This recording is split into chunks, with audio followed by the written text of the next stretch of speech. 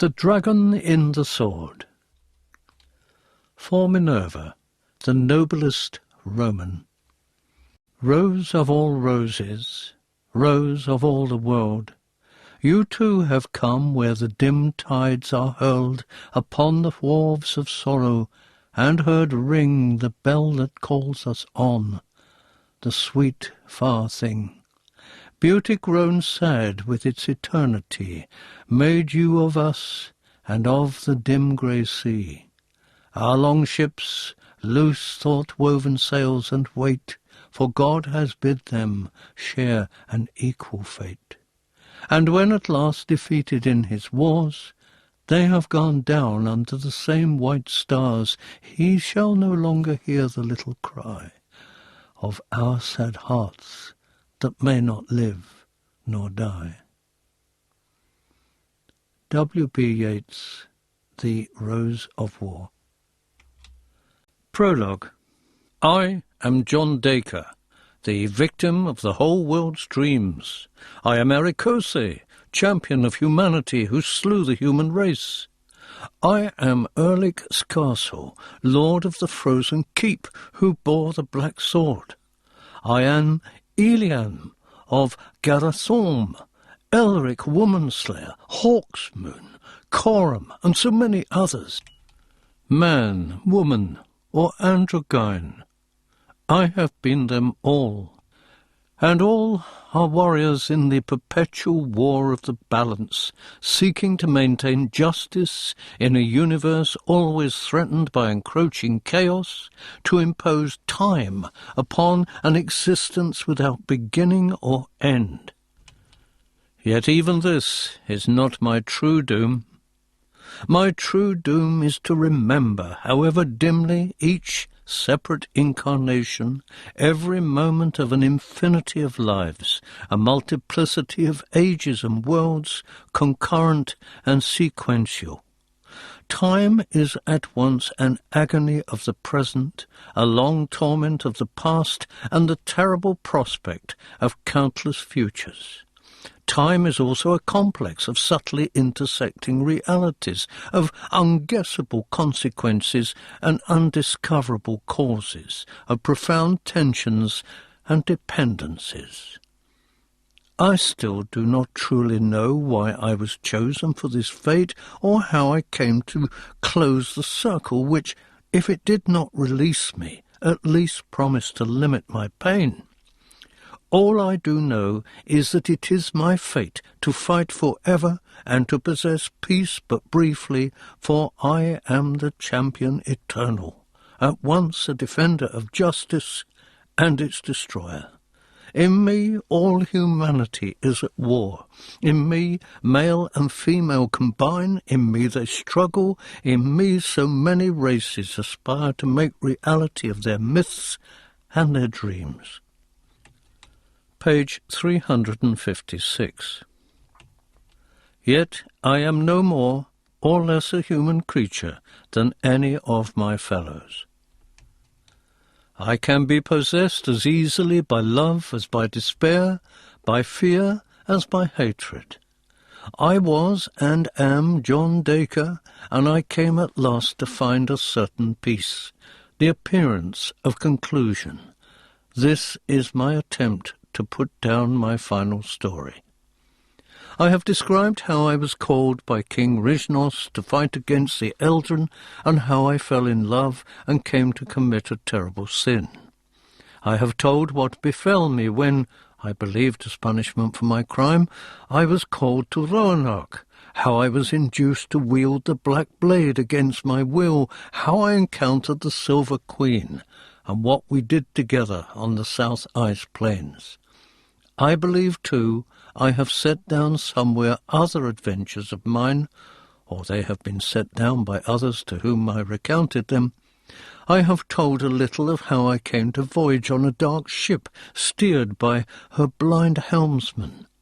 I am not sure, however, if I ever described how I came to leave the world of the South Ice or my identity as Erekose, so I shall begin my story with my final recollections of the dying planet whose lands were slowly falling to the conquest of cold and whose sluggish seas were so thick with salt that they could virtually sustain the weight of a grown man.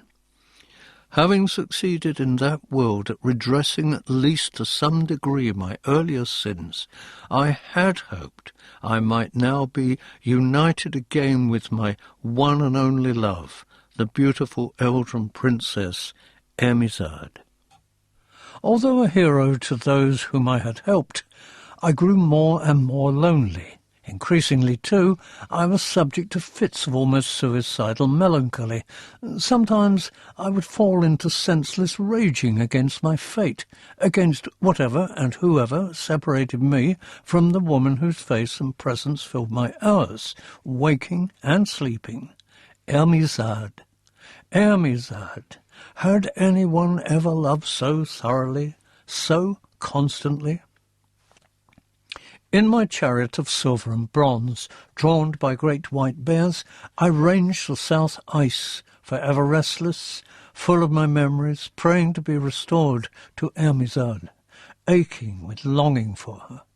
I slept little, and from time to time I would return to the Scarlet Fjord, where there were many who were glad to be my friends and auditors, but I found the ordinary business of people's lives almost irritating.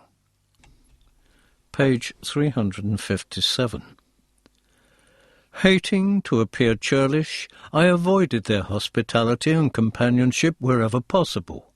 I would confine myself to my chambers, and there, half asleep, perpetually exhausted, I would seek to place my soul in limbo, to depart from my body, to quest through the astral plane, as I thought of it, for my lost love. But there were so many planes of existence, an infinite number of worlds in the multiverse. As I knew already a vast variety of possible chronologies and geographies, how was it possible to quest through all of these and find my Erekose? I had been told I might discover her in Tanalorn, but where was Tanalorn? I knew from my memories of other existences that the city took many forms and was forever elusive even to one skilled in moving between the multitudinous layers of the million spheres. What chance had I, bound to a single body, a single earthly plane, of finding Tanalorn? If yearning were enough, then certainly I should have discovered the city a dozen times already. Exhaustion gradually took its toll on me. Some thought I might die of it, others that I might go mad from it. I assured them my will was too strong for that. I agreed, however, to accept their medicines, and these at last sent me into deep sleep where, almost to my joy, I began to experience the strangest dreams. At first I seemed to be adrift in a formless ocean of colour and light which swirled in every direction. Gradually I realized that what I witnessed was something of the entire multiverse. To a degree at least, I was perceiving every individual layer, every period, at once. Therefore my senses were incapable of selecting any particular detail from this astonishing vision. Then I became aware that I was falling, very slowly, through all these ages and realms of reality, through whole worlds, cities, groups of men and women, forests, mountains, oceans, until I saw ahead of me a small flat island of green which offered a reassuring appearance of solidity. Page 358. As my feet touched it, I smelled fresh grass, saw little clumps of turf, some wild flowers. Everything looked wonderfully simple, though it existed in that churning chaos of pure colour, of tides of light which constantly changed in intensity. Upon this fragment of reality another figure stood. It was armoured all of a piece, in checkered yellow and black from crown to heel, and its face was visored so that I could see nothing of the creature within. I knew him already, however, for we had met before. I knew him as the knight in black and yellow. I greeted him, but he did not answer. I wondered if he had frozen to death within his armour. Between us there fluttered a pale flag, bereft of insignia. It might have been a truce flag, save that he and I were not enemies. He was a huge man, taller even than myself.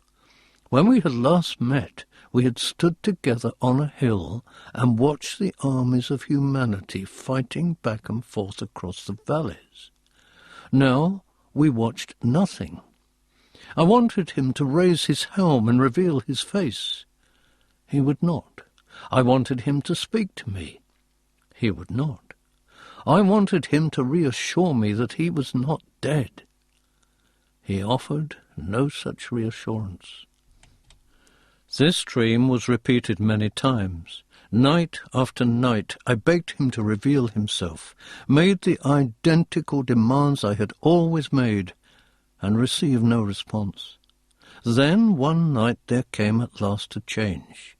Before I could begin my ritual of requests, the knight in black and yellow spoke to me. "I have told you before. I will answer any question you put to me." It was as if he continued a conversation whose beginning I had forgotten. "How can I rejoin Ermizad?" "By taking passage on the dark ship." "Where shall I find the dark ship?" "The ship will come to you." "How long must I wait?" "Longer than you wish. You must curb your impatience." "That is an insubstantial answer." "I promise you it is the only one I can offer." "What is your name?" "Like you, I am endowed with a great many names. I am the knight in black and yellow. I am the warrior who cannot fight. I am sometimes called the Black Flag." Page 359. "Let me see your face." "No." "Why so?" "Ah, now this is delicate. I think it is because the time has not come. If I showed you too much, it would affect too many other chronologies. You must know that chaos threatens everything in all the realms of the multiverse. The balance tilts too heavily in its favour. Law must be supported. We must be careful to do no further harm. You shall hear my name soon. I am certain of that. Soon, that is, in terms of your own time span. In terms of mine, 10,000 years could pass. Can you help me to return to Ermizad? I have already explained that you must wait for the ship. When shall I have peace of mind? When all your tasks are done, or before there are tasks for you to do. You are cruel, knight in black and yellow, to answer me so vaguely. I assure you, John Dacre, I have no clearer answers. You are not the only one to accuse me of cruelty. He gestured, and now I could see a cliff. On it, lined at the very edge, some on foot, some on mounts, not all by any means ordinary horses, were rank upon rank of fighters in battered armour. I was close enough, somehow, to observe their faces. They had blank eyes which had become used to too much agony. They could not see us, yet it seemed to me that they prayed to us, or at least to the knight in black and yellow. I cried out to them, "Who are you?" And they answered me, lifting their heads to chant a frightful litany. We are lost. We are the last. We are the unkind. We are the warriors at the edge of time. Page 360. We are the ravaged. We are the despairing. We are the betrayed. We are the veterans of 1,000 psychic wars. It was as if I had given them a signal, an opportunity to express their terrors, their longings, and their agonies of centuries. They chanted in a single, cold, melancholy voice. I felt that they had been standing on the cliff's edge for eternity, speaking only when asked my question. Their chant did not pause, but grew steadily louder. We are the warriors at the edge of time. Where is our joy? Where is our sorrow? Where is our fear? Where are the deaf, the dumb, the blind? We are the undying. It is so cold at the edge of time. Where are our mothers and our fathers? Where are our children? It is too cold at the edge of time. We are the unborn, the unknown, the undying. It is too cold at the edge of time. We are tired. We are so tired. We are tired at the edge of time. Their pain was so intense, I tried to cover my ears. No, I screamed. No, you must not call to me. You must go away. And then there was silence. They were gone. I turned to speak to the knight in black and yellow, but he too had vanished. Had he been one of those warriors? Did he lead them, perhaps? Or, I wondered, were they all aspects of a single being? Myself? Not only could I not answer any of these questions, I did not really wish to have the answers. I am not sure if it was at that point or at some later time in another dream that I found myself standing upon a rocky beach looking out into an ocean shrouded in thick mist. At first I saw nothing in the mist. Then gradually I perceived a dark outline, a ship heaving at anchor close to the shore. I knew this was the dark ship. Aboard this ship, dotted here and there, orange light glowed. It was a warm, reassuring light. Also, I thought I heard deep voices calling from the deck to the yards and back again. I believe I hailed the ship, and that she responded, for soon, perhaps, brought there in a long boat, I was standing on her main deck, confronting a tall, gaunt man in a soft leather seacoat which reached below his knees. He touched my shoulder, as if in greeting. Page 361. My other recollection is that the ship was carved, every inch of her, with peculiar designs, many geometrical, many representing bizarre creatures, entire stories, or incidents from all manner of unguessable histories. "You'll sail with us again?" the captain said. Again, I agreed, though I could not recall just then when I had sailed with him before. Thereafter I left the ship several times in several different guises and pursued all manner of adventures. One came to memory sharper than the others, and I even remembered my name. It was Clen of Clengar. I remembered some kind of war between heaven and hell. I remembered deceit and treachery and some kind of victory. Then I was aboard the ship again. "Emisard, Tanalorn, do we sail there?" The captain put the tips of his long fingers to my face and touched my tears. "Not yet. Then I'll spend no more time aboard this vessel." I grew angry. I warned the captain he could not hold me prisoner. I would not be bound to his ship. I would determine my own destiny in my own way. He did not resist my leaving, though he seemed sad to see me depart. And I was awake again, in my bed, in my chambers at the Scarlet Fjord. I had a fever, I believe. I was surrounded by servants who had come at my shouting. Through them pushed handsome, red-headed Bladrack Morningspear, who had once saved my life. He was concerned. I remember screaming at him to help me, to take his knife and release me from my body. "Kill me, Bladrack, if you value our comradeship." But he would not. Long nights came and went.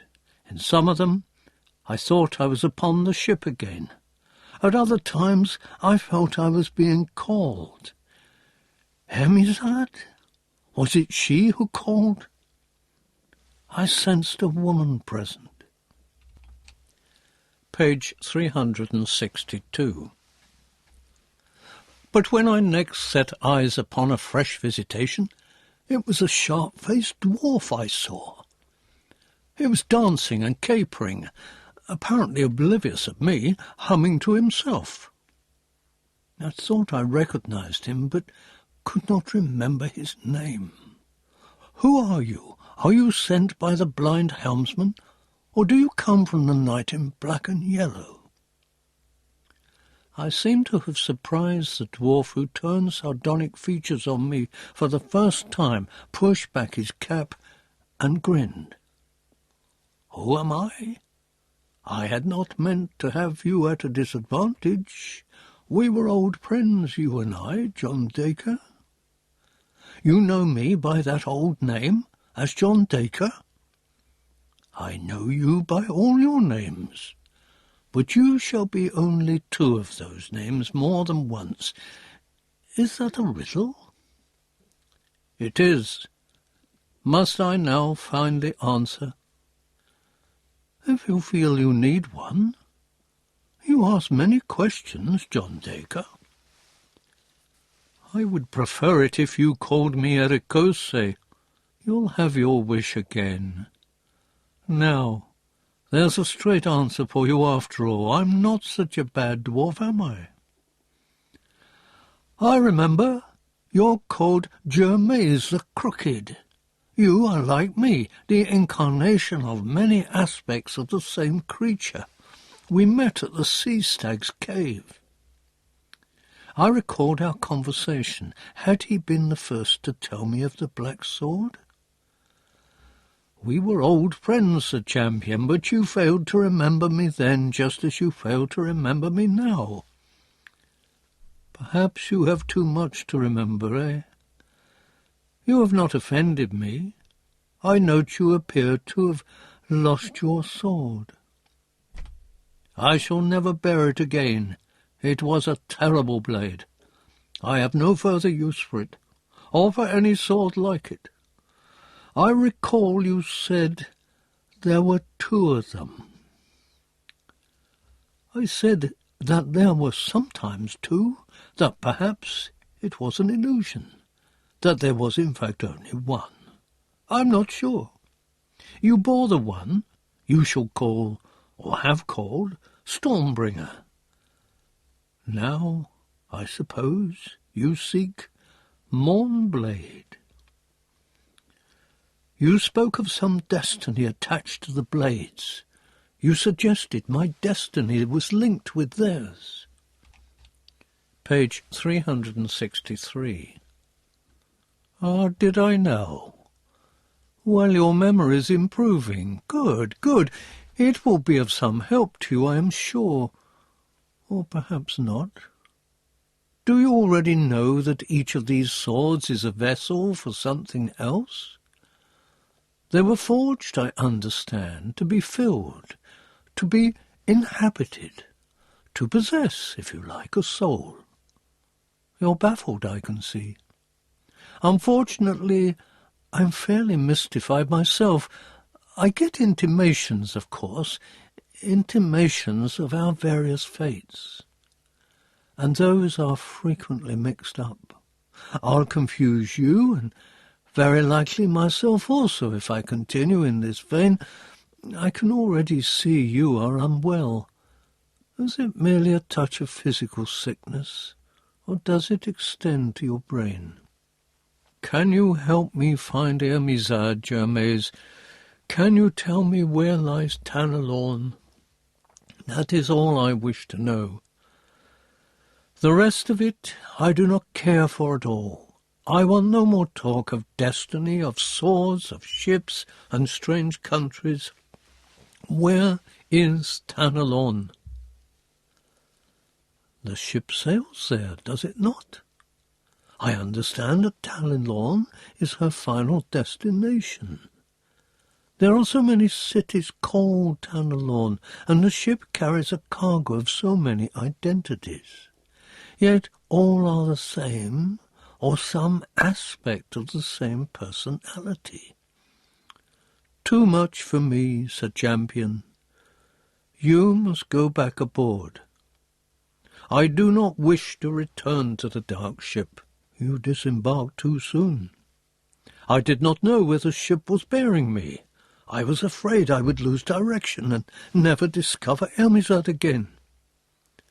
So that was why you left. Did you think you had found your goal? That there was any other way of finding it? Did I disembark against the captain's will? Am I being punished for that? It's unlikely. The captain's no great punisher. He is not an arbiter. Rather, he is a translator, I would say, but all that's for you to ascertain for yourself once you return to the ship. I do not want to be aboard that dark ship again. Page 364. I wiped a mixture of tears and perspiration from my eyes, and it was as if I had wiped Germaise from my vision, for he had gone. I rose and clad myself, yelling for my old armour. I made them put it on me, though I could scarcely hold myself steady on my feet.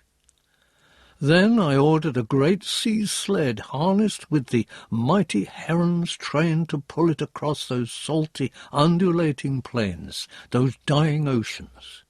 I snarled at those who would follow me. I ordered them to go back to the Scarlet Fjord. I refused their friendship.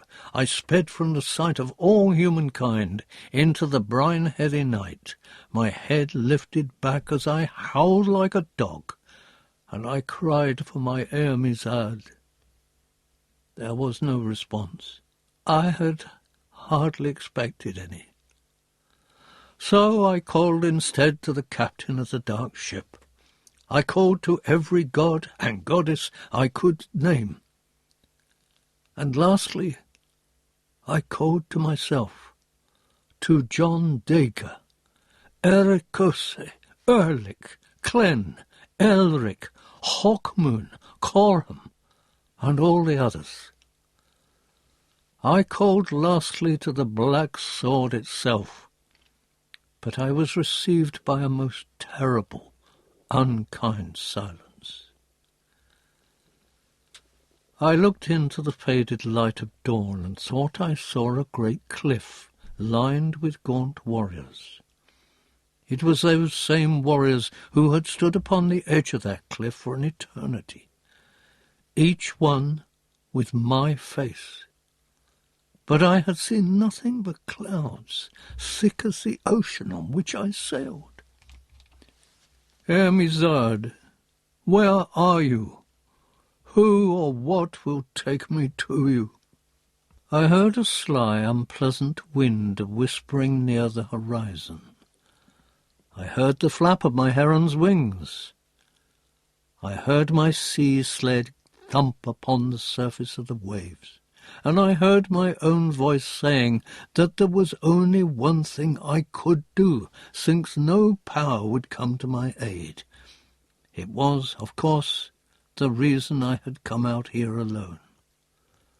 Why had I clad myself in the full battle armour of Erekose castle, lord of the frozen keep? "You must throw yourself into the sea," I said. "You must let yourself sink. You must drown.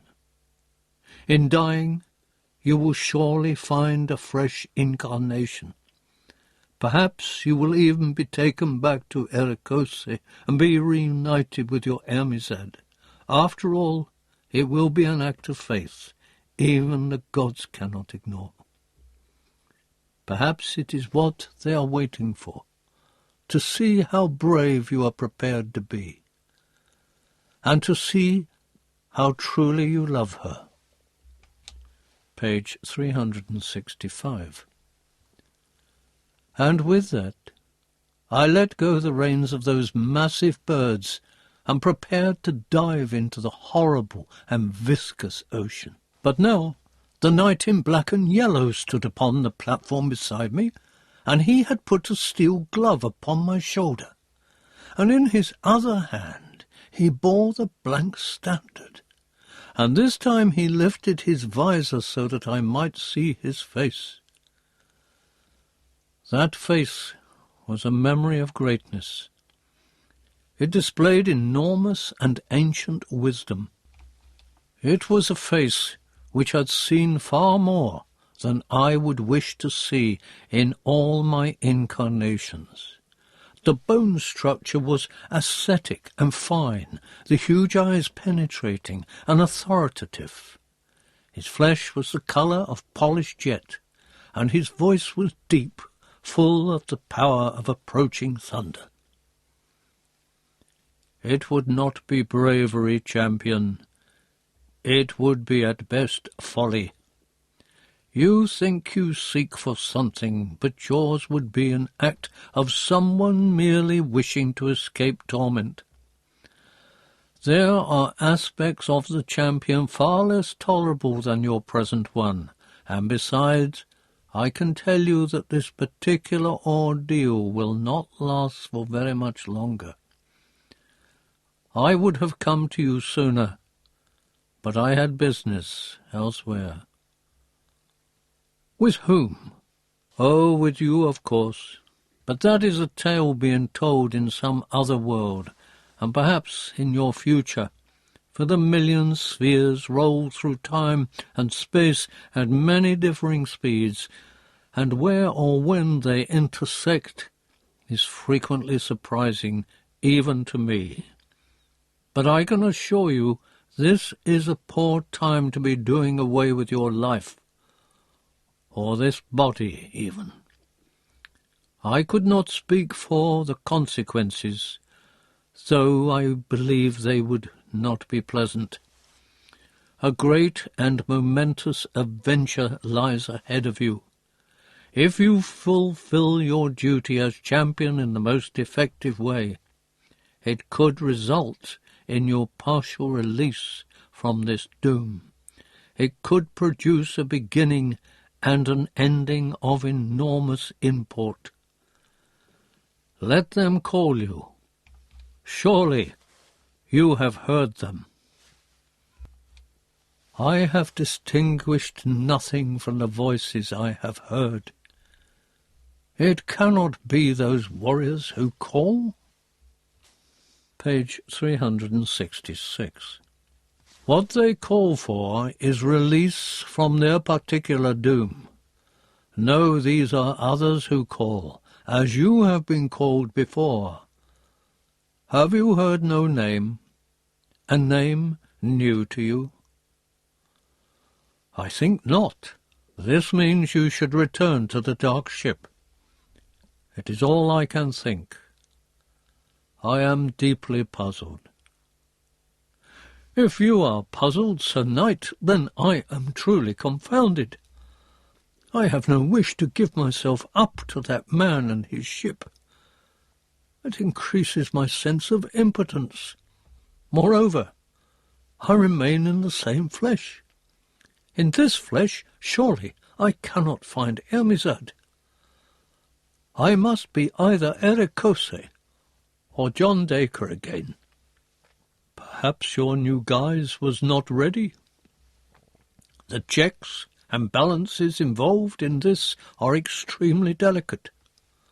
But I do know you must somehow return to that ship.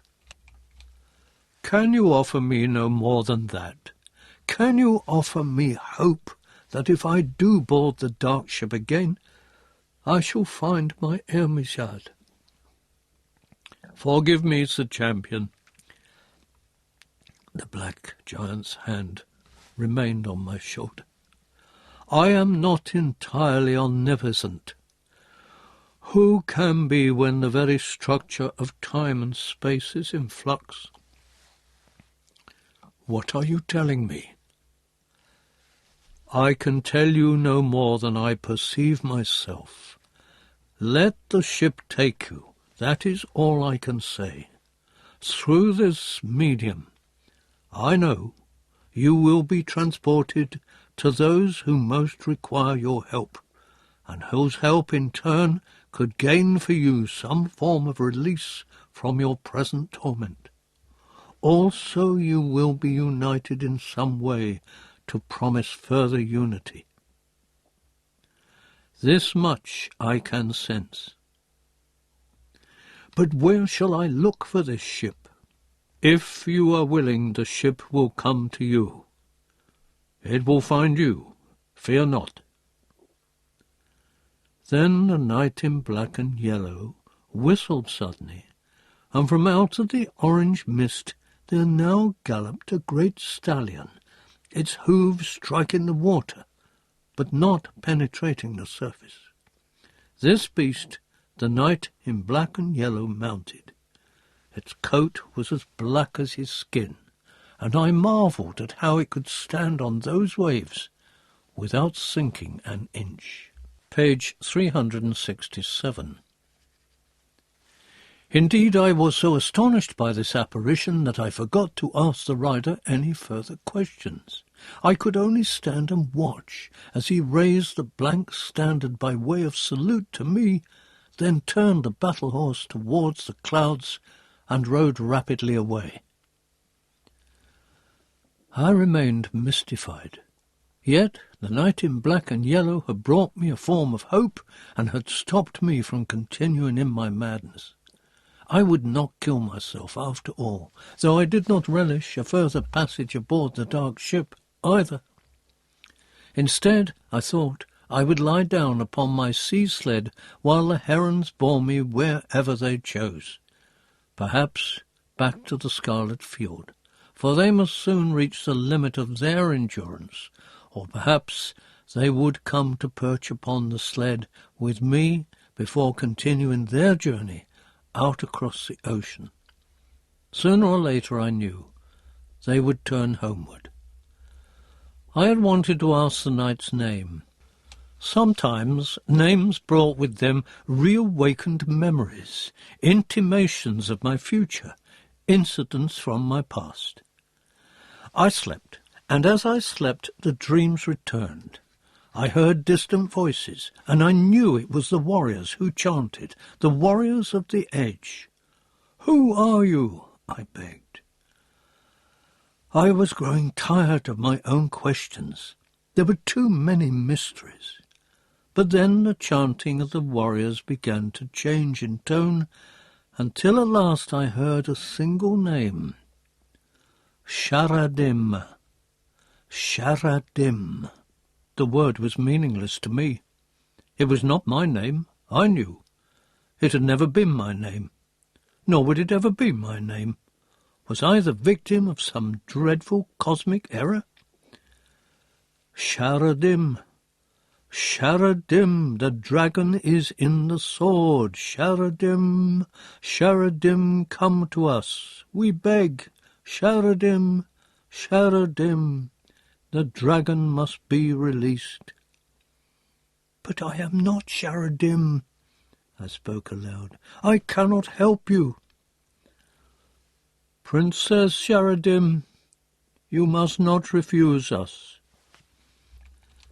"I am neither a princess nor your Sharadim. I wait to be called, it is true, but it is another you need." Page 368. Could there be another poor soul, I wondered, who was doomed as I was doomed? Were there many such as I? A dragon freed is a race released.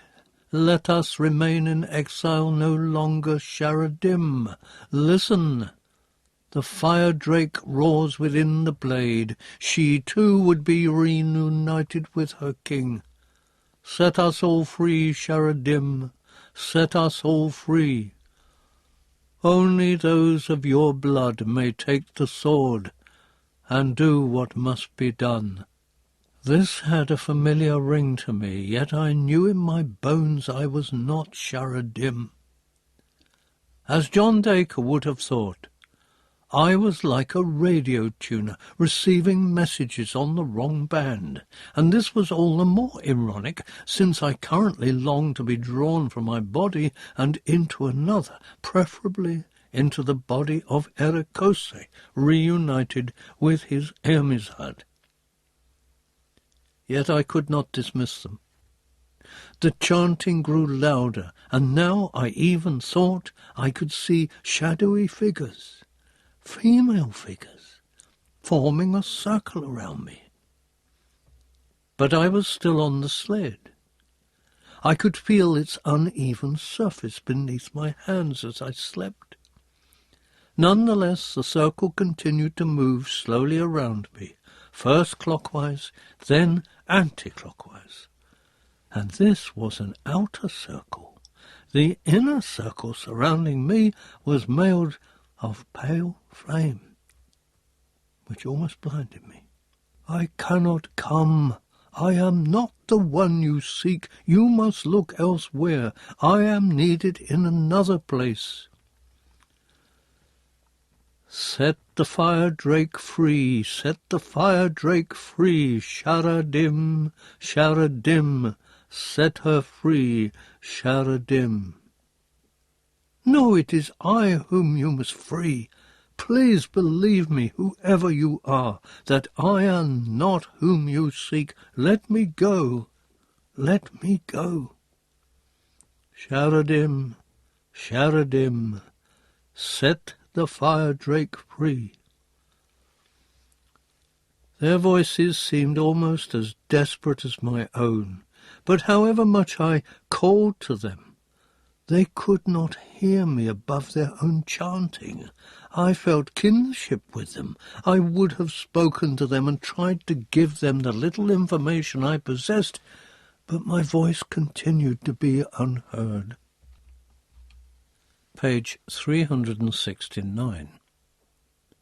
For all this, I seemed to recall an earlier conversation. Had I once been told about a dragon in a sword? Was it a conversation with the knight in black and yellow? Or with Jermaze the Crooked? Or had the captain told me that I had been elected to seek such a blade, and was that why I decided to leave his ship? I could not remember. All those dreams ran together, just as most of my earlier incarnations were frequently indistinguishable, one from the other, rising unbidden to my mind, as debris will rise suddenly to the surface of a lake and sink again as mysteriously. Now a voice called, "Elric." Now, "Ask we all." Another group chanted for Coram. Still others wanted Hawksmoon, Rashono, Melani. I screamed for them to stop. None called me Erekose, none called for me, yet I knew I was all of these and many, many more. But I was not Sharadim. I began to run from those voices. I begged for release. All I wanted was Hermizad. My feet sank a little into the saline crust of the ocean. I thought I would drown after all, for I had left the sled. I was wading through water up to my thighs, holding my sword above my head, and before me, dark against the mist, was a tall ship with high castles fore and aft, with a good thick central mast on which was furled a heavy sail, with woodwork all minutely carved, and a massive curving prow, with large wheels on both high decks for steering, and I cried out, "Captain, Captain, it is Erekose returned. I am here to complete my task. I will do what you wish me to do." "Ah," said Champion, "I had hoped to find you here. Come aboard and be welcome. There are no other passengers, as yet. There's much for you to do, however." And I knew the captain addressed me, and that I had left the world of Roanoke, the South Ice, and the Scarlet Field, left them behind forever. Page 370. It would be assumed I had ridden out over the ocean and encountered a sea stag, or had drowned. I regretted only the character of my parting from Playjack Morningspear, who had been a good comrade. "Will my voyage be a long one, Captain?" I climbed the ladder which had been lowered for me, and I realized that I was clad only in a simple kilt of some leather, in sandals, and with a wide baldric across my chest. I looked into the eyes of the smiling captain, who reached out a muscular hand and helped me to clamber over the side. He was dressed in the same simple clothes as before, including his long calfskin sea coat. "Nay," said Champion, "I think you'll find this particular part of it short enough. There is some business between law and chaos and the ambitions of the Archduke Balarisaf, whoever he may be." "Do you not know our destination?" I followed him to his own small cabin under the quarter-deck, where a meal had been laid out on his table for just the two of us. It smelled excellent. He gestured to me to sit across from him. He said, "I think it could be the Moorcock. Do you know that realm?" "I do not." "Then you'll soon be familiar with it. But perhaps I should not speak. I can sometimes be an erratic compass. Still, destination's the least of our problems. Eat, for you'll soon be disembarking again. The food will sustain you in your task." He joined me at the meal. The food was wholesome and filling, but it was the wine which did me the most good. Fiery stuff, it instilled in me purpose and energy. "Perhaps you can tell me something of this Moorcock, Captain?" "It is a world not far removed from the one you know as John Dacre. Far closer, in fact, than any you've journeyed to so far. The people of Dacre's world who understand such things say it is one of the realms of their middle marches, for frequently their world intersects with it, though only certain adepts can pass from one place to the other." Page 371. "Yet that earth is not truly part of the system to which Moorcock belongs. There are 6 realms within that system, and they are called by those who inhabit them the realms of the wheel." "6 planets?" "No," said Champion, 6 realms, 6 cosmic planes which move around a central hub, revolving independently and swinging upon an axis. presenting different facets to each other at different points in their movement, while at the same time each one goes around a more familiar sun, such as the sun you are used to seeing in your own sky, John Dacre's sky. For the million spheres are all aspects of one planet, which Dacre called Earth, just as you are a single aspect of an infinity of heroes. Some call this the multiverse, as you know already. Spheres within spheres, surface sliding into surface, realm into realm, sometimes meeting and forming gateways one between the other. And sometimes they never meet. Then, of course, it is difficult to cross, unless you sail between the realms in a ship like ours. You paint a gloomy picture, Sir Captain, for one like me who seeks an object in all this multiplicity of existences. You should be joyful, champion. Were it not for all this variety, you could not live at all. If there were only one aspect of your earth, one aspect of yourself, one aspect of law and another of chaos, it would have vanished almost as soon as it was created. The million spheres offer infinite variety and possibility. Which law would curtail? Aye, or chaos leave utterly unchecked. That is why you fight for the cosmic balance, to maintain a true equilibrium between the two, so that humanity might flourish and explore all its potential.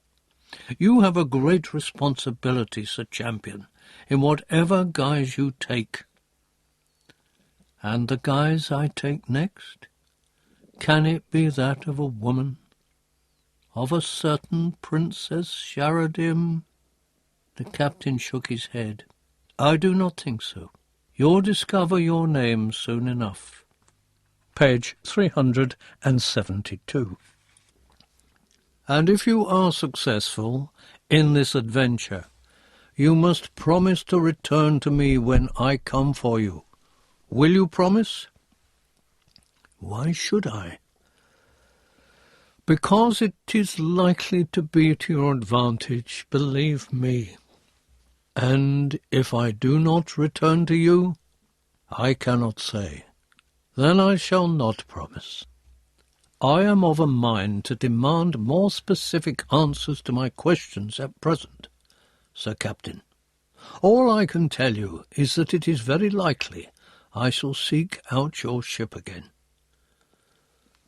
Seek us out? You have a better chance of finding Tanalon unaided. The captain seemed amused.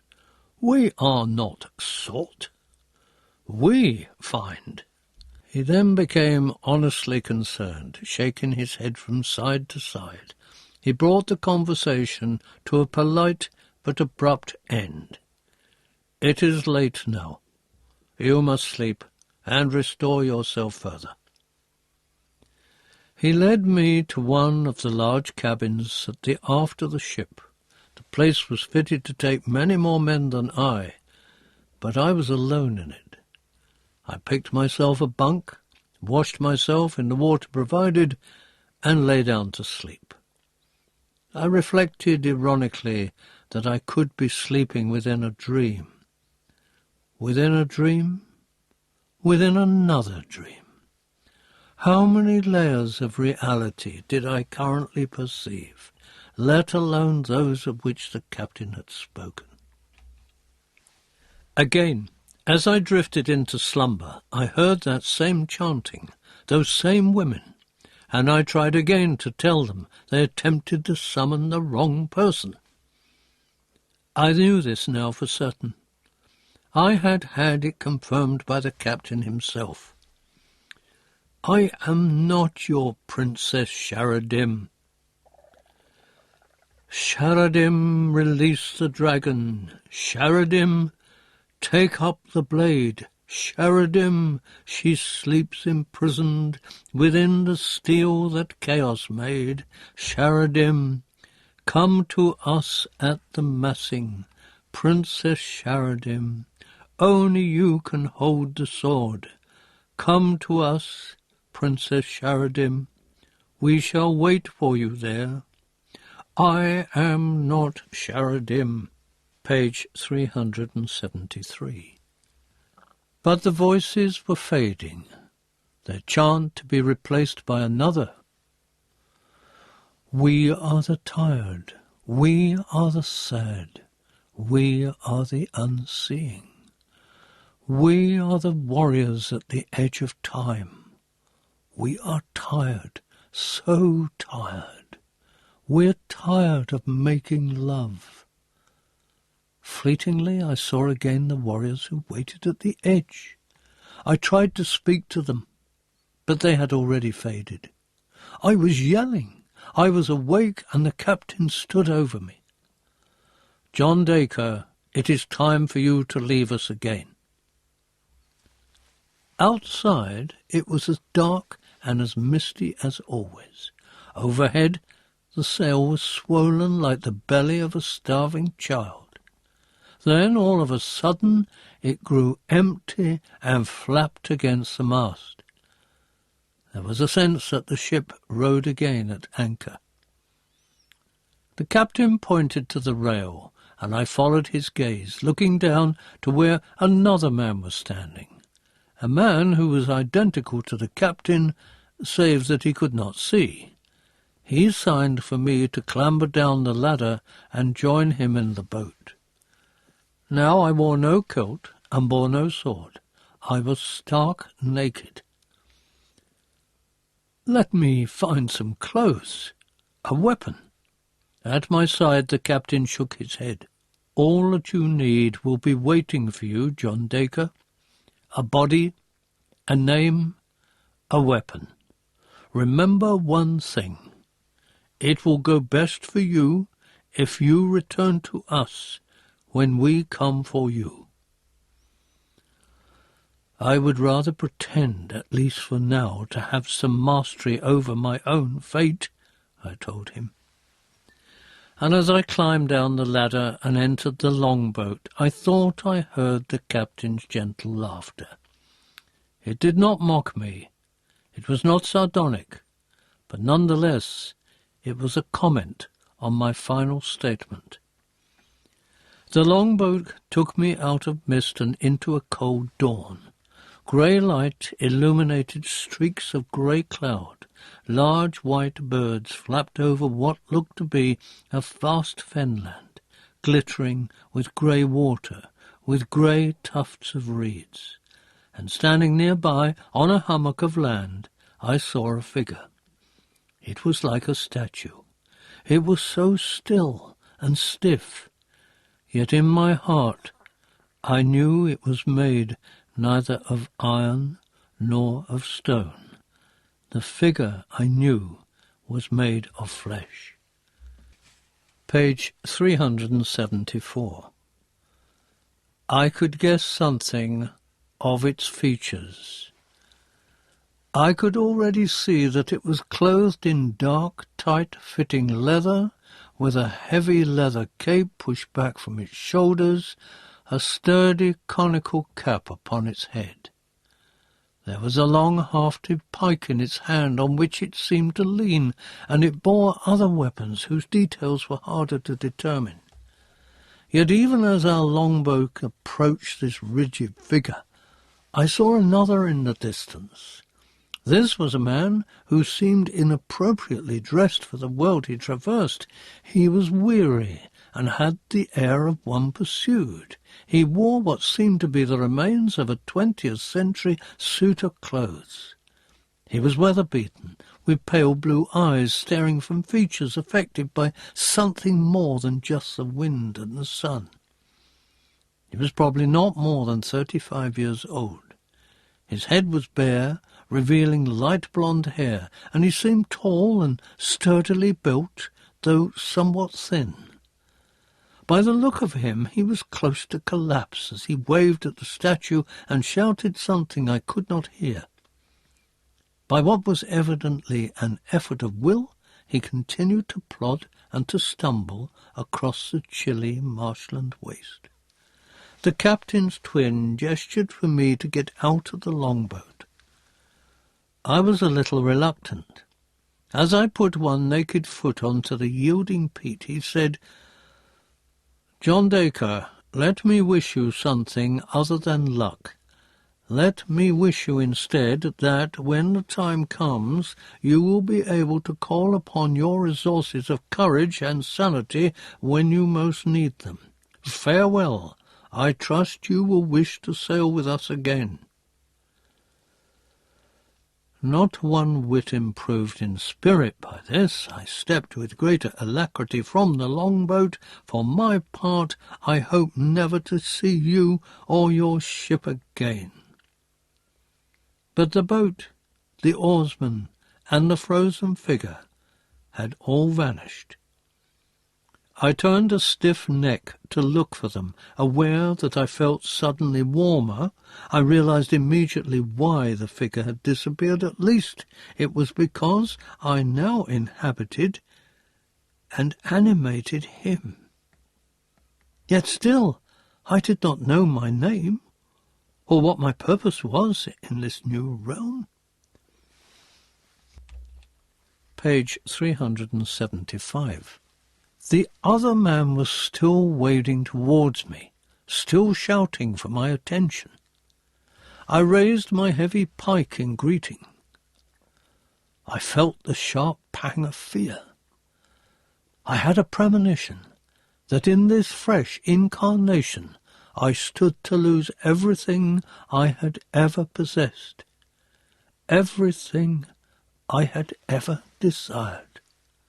Book 1. He slept aloft on a sarsen stone, dreaming to, dreaming fro, and the more he dreamt was the more alone, and the future seemed behind him. But waking stiff and scrambling down at the first light, the cramped light, the wood below him seemed to frown, and the past deployed before him. For his long-lost dragon lurked ahead, not to be dodged and never napping, and he knew in his bones he was all but dead. Yet that death was half the story.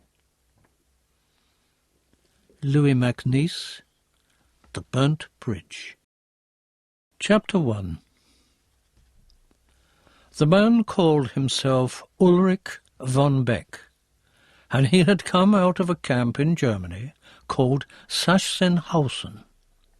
His crime had been that he was a Christian and had spoken against the Nazis. He had been released, thanks to well-meaning friends, in 1938. In 1939, when his attempt to kill Adolf Hitler had failed, he had escaped the Gestapo by entering the realm we now both occupied. I called it Maschanheim, but he called it simply the Middle Marches. He was surprised that I should be so familiar with the world he'd left behind him. "You look more like a warrior from the Nibelungenlied," he said, "and you speak this oddly archaic German, which seems to be the language hereabouts. Yet you say you were from England originally?" I saw no point in telling him too much of my life as John Dacre, nor in mentioning that I had been born into the world where Hitler was defeated. I had long learned that such revelations frequently had disastrous consequences.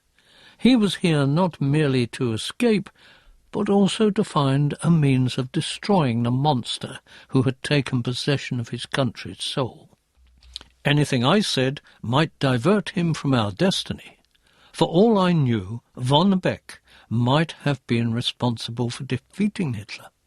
I explained as much of my own circumstances as I thought politic, and even this was enough to leave him open-mouthed. "The fact remains," I told him, that neither you nor I is any better equipped to deal with this world. At least you have the advantage of knowing your own name. You have no memory at all of Marshanhim? None.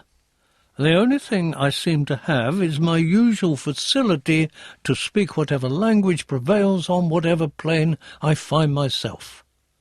You said you have a map. Page 380. A family heirloom which I lost in that fight I told you of, with the little armoured boys who tried to drag me off. It was not very specific. It had been drawn up, I would guess, some time in the 15th century. It enabled me to reach this place, and I had hoped it would enable me to leave when my reasons for being here were over. But now I fear I'm stuck here for good, unless I find someone to aid me in leaving. The place is populated at least. You have already encountered some of the inhabitants. There may be those who can help you. We made a peculiar pair. I was dressed in clothing which seemed appropriate for the terrain, with tall boots to my thighs, a kind of long-handled brass hook at my belt, with a heavy salmon gaff, a curving knife with a serrated blade, and a pouch containing some edible dried meat, some coins, a block of ink, a writing stick, and a few rather grubby pieces of rag paper. He gave me no real clue as to my trade, but at least I did not have the misfortune to be dressed in a ragged grey flannel suit, a rather loud fair-isle pullover, and a colourless shirt.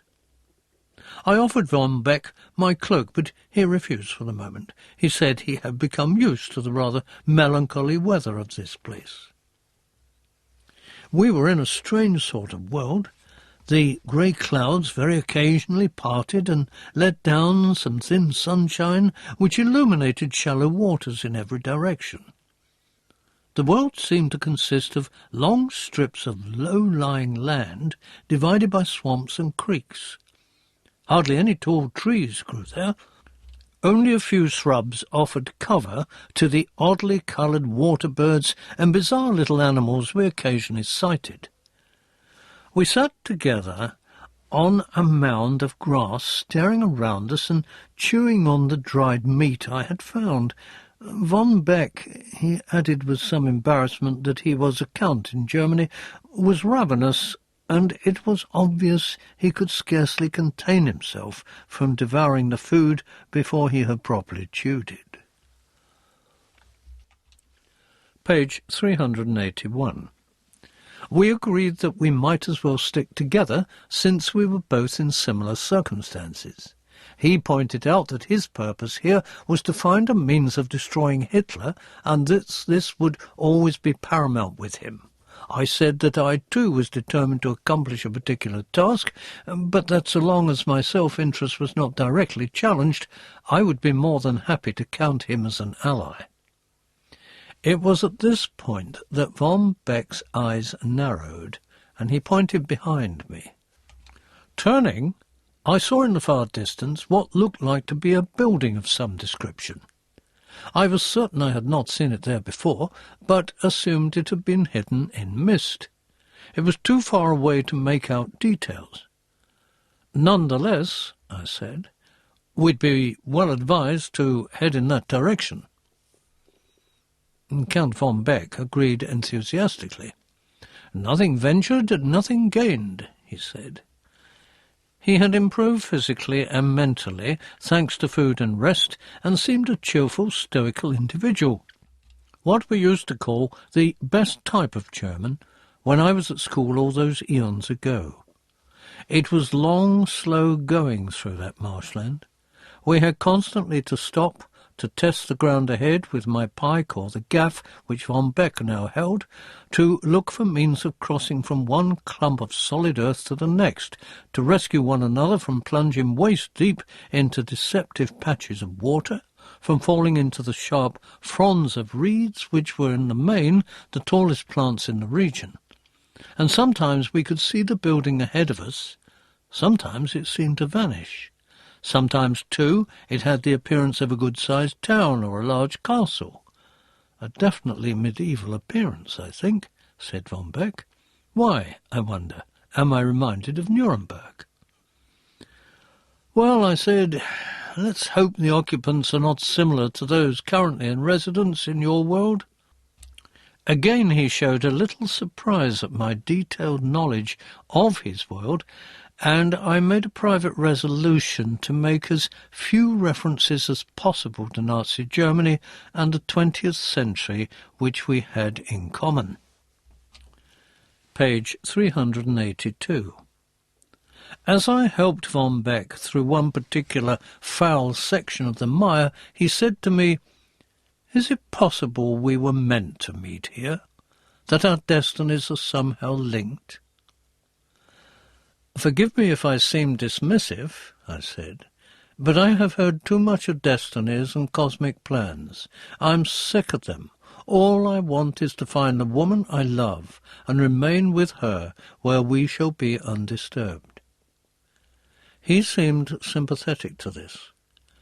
I must admit all this talk of dooms and destinies has a somewhat Wagnerian ring to it, and reminds me a little too much of the Nazis' debasement of our myths and legends to justify their own ghastly crimes. I've experienced many justifications for acts of the grossest cruelty and savagery, I agreed, and most of them have a high-sounding or sentimental character to them, whether it be one person flogging another, as in Desailles, or the national leader urging his people on to kill and be killed. It seemed to me that the air was growing colder and there was a hint of rain. This time I insisted that von Beck take my cloak, and he at last agreed. I leaned my pike upon a hillock, close to a bed of particularly tall reeds, and he placed his fishing gaff on the ground so that he could settle the leather garment better about his shoulders. "Is the sky darkening?" he wondered, looking up. "I have difficulty telling time here. I've been here for 2 full nights, but have yet to work out how long the days are." I had a feeling that twilight was approaching, and was about to suggest we have another look in my pouch to see if I possessed any means of making a fire, when something struck my shoulder, a heavy blow, and sent me face forward onto the ground. I was on one knee and turning, trying to reach my pike, which, apart from the short knife, was my only weapon, when about a dozen weirdly armoured warriors rose up out of the reed bed and moved rapidly towards us. One of them had cast a club, and it had been that which had thrown me down. Von Beck was yelling, stooping to reach for his gaff, when a second club caught him on the side of the head. Page 383. "Stop!" I cried to the men. "Why don't you parley? We are not your enemies." "That's your delusion, my friend," one of them growled, while the others uttered unpleasant laughs in response. Von Beck was rolling on his side, clutching his face. It was livid from where the club had hit him. "Will you kill us without challenging us?" he shouted. "We'll kill you any way we choose. Marsh vermin are fair game for anyone, and you know it." Their armour was a mixture of metal and leather plates, painted light green and grey to merge with the landscape. Even their weapons had the same colouring, and they had smeared mud on their exposed skin to further disguise themselves. Their appearance was barbaric enough, but worst of all was the noxious smell that came off them, a mixture of human stink, animal ordure, and the filth of the swamps. This alone might have been enough to knock a victim off his feet. I did not know what marsh vermin were, but I knew that we had little chance of surviving the attack as, with raised clubs and swords, they advanced, chuckling towards us. I tried to reach my pike, but I had been knocked too far away from it. Even as I scrambled across the wet and yielding grass, I knew that another club or a sword would find me before I could get to my weapon. And Von Beck was in an even worse position than I was. All I could think of to do was to shout at him, "Run, man! Run, Von Beck! There's no sense in us both dying." It was growing darker by the moment. There was a slight chance that my companion could escape into the night. As for myself, I threw up my arms instinctively as a mass of weapons was lifted to dispatch me. Chapter 2. The first blow landed on my arm and came close to breaking it. I waited for the second and the third. One was bound to make me unconscious, and that was all I could hope for, a swift and painless death. Then I heard an unfamiliar sound which, at the same time, I recognized. A sharp report swiftly followed by two more. My closest assailants had fallen, evidently stone dead. Without pausing to question my good fortune, I seized first one sword and then another. They were awkward, heavy blades, of the sort favoured by butchers rather than fencers, but they were all I wanted. I now had a chance at life. I backed to where I had last seen Von Beck, and from the corner of my eye saw him rising from a kneeling position, a smoking automatic pistol held in both hands. It had been a long while since I'd seen or heard such a weapon. I felt a certain grim amusement when I realized that Von Beck had not come completely unarmed from his realm to the Mashamhim. He had possessed the presence of mind to bring with him something of considerable use in such a world as this. "Give me a blade," shouted my companion. "I've no more than 2 shots left, and I prefer to save those." Scarcely glancing at him, I tossed him one of my swords, and together we advanced on our enemies, who were already badly demoralized from the unexpected shots. Plainly, they had never experienced pistol fire before. The leader snarled and flung another club at me, but I dodged it. The rest followed suit, so that we received a barrage of those crude weapons which we either avoided or deflected. Then we were face to face with our attackers, who seemed to have little further stomach for fighting. Page 385. I had killed 2 scarcely before I thought about it. I had had an eternity of such contests, and knew that one must kill in them or risk losing one's own life. By the third man I had recovered my senses enough to knock the sword from his hand. Meanwhile Von Beck, plainly an expert with the sabre, like so many of his class, had dealt with another couple until only 4 or 5 of the fellows remained. At this the leader roared for us to stop. "I take it back. You're no marsh vermin after all. We were wrong to attack you without parleying. Hold your swords, gentlemen, and we'll talk. The gods know I'm not one who refuses to admit a mistake." Warily we put up our blades, ready for any likely treachery from him and his men. They made a great play, however, of sheathing their weapons and of helping their surviving comrades to their feet. The dead they automatically stripped of their purses and remaining weapons. But their leader growled at them to stop. "We'll unshell 'em when this business is dealt with to everyone's satisfaction. Look, home's close enough now." I stared in the direction he had indicated to them, and saw to my utter astonishment that the building, or 2, Von Beck and I had been making for, was now considerably nearer. I could see the smoke from its chimneys, the flags on its turrets, lights flickering here and there. "Now, gentlemen," says the leader, "what's to be done? You've killed a good few of ours, so I'd say we're at least even on the score, given that we attacked you, but that you had no serious injuries. Also, you have 2 of our swords, which are of fair value. Would you go on your way, and no more said on the matter? Is this world so lawless you can attack another human creature at will and not suffer further consequences? Von Beck asked. If so, it's no better than one I've recently departed. Page 386.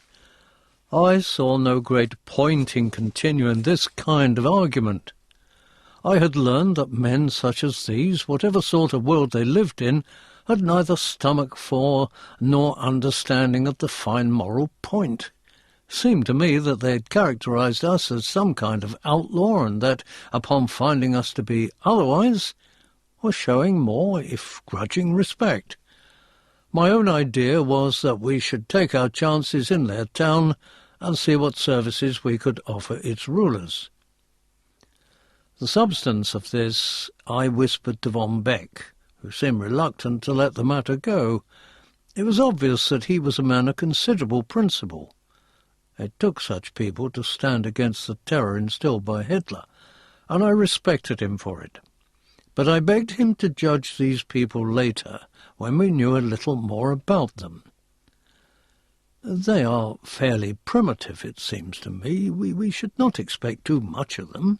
Also, they could be our only means of discovering more of this world and, if necessary, escaping it. Rather like a grumbling wolfhound, which desires only to protect its owners, or, in this case, an ideal, Von Beck desisted. But I think we should keep the swords, he said. It was growing steadily darker. Our attackers appeared to have become more nervous. "If there's more parleying to be done," said the leader, "maybe you'd care to do it as our guests. We'll offer you no more harm tonight, I promise. You have a boarding promise on that." This seemed to mean a great deal to him, and I was prepared to accept his word. Thinking we hesitated, he pulled off his grey-green helmet and put this over his heart. "Do you know, gentlemen," said he, "that I be called Moorcock, bin-keeper to Armiad Nam Slivog Ig Vorten." This giving of names also seemed to have significance. "Who is this Armiad?" I asked, and saw a look of considerable surprise cross his ugly features. "Why, he's Baron Captain of our home hull, which is called the Frowning Shield, accountant to our anchorage." "The Clutching Hand, you have heard of these, if not Armiad. He succeeded Baron Captain Neda Nomsflig Ig Vorten." Page 387. With a cry, Von Beck held up his hand. "Enough! All these names give me a headache. I agree that we should accept your hospitality, and I thank you for it." Moorcock, however, made no move. He waited expectantly for something. Then I realized what I must do. I removed my own conical helmet and placed it over my heart. "I am John Dacre, called Erekose, sometime champion of King Rizhnov, late of the Frozen Keep and the Scarlet Fjord, and this is my sword brother Count Ulrich von Beck, late of Beck in the Principality of Saxony in the land of the Germans."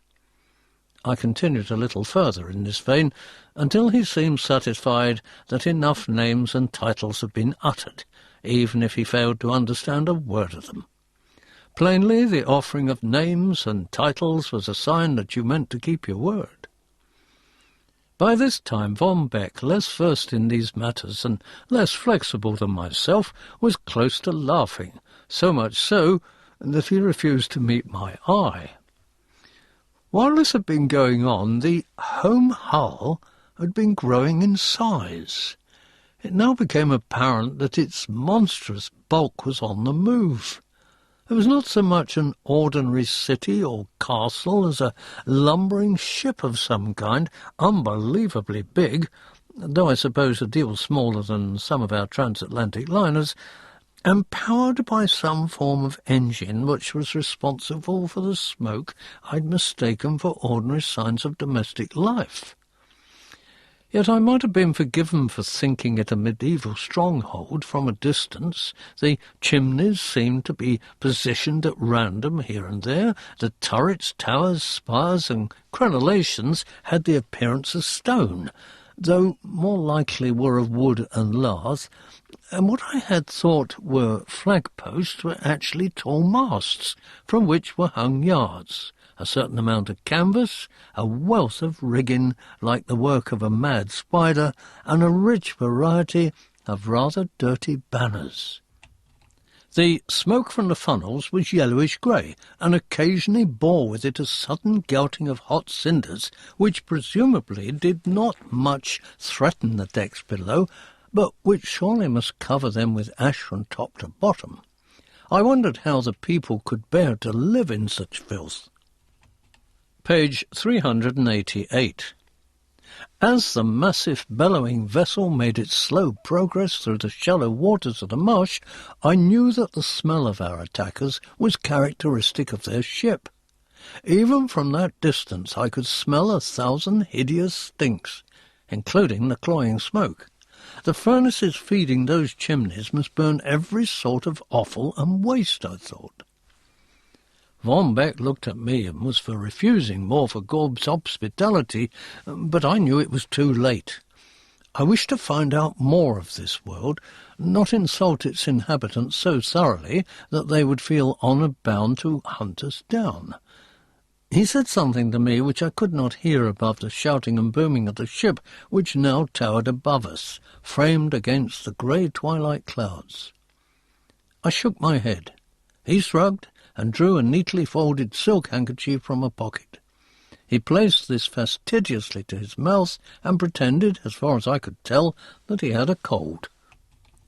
All around the gigantic hull, which was a patchwork of metal and timber, repaired and rebuilt 100 times over, the muddy waters of the swamp were churning and flying in every direction, covering us with spray, a few clumps of turf, and not a little mud.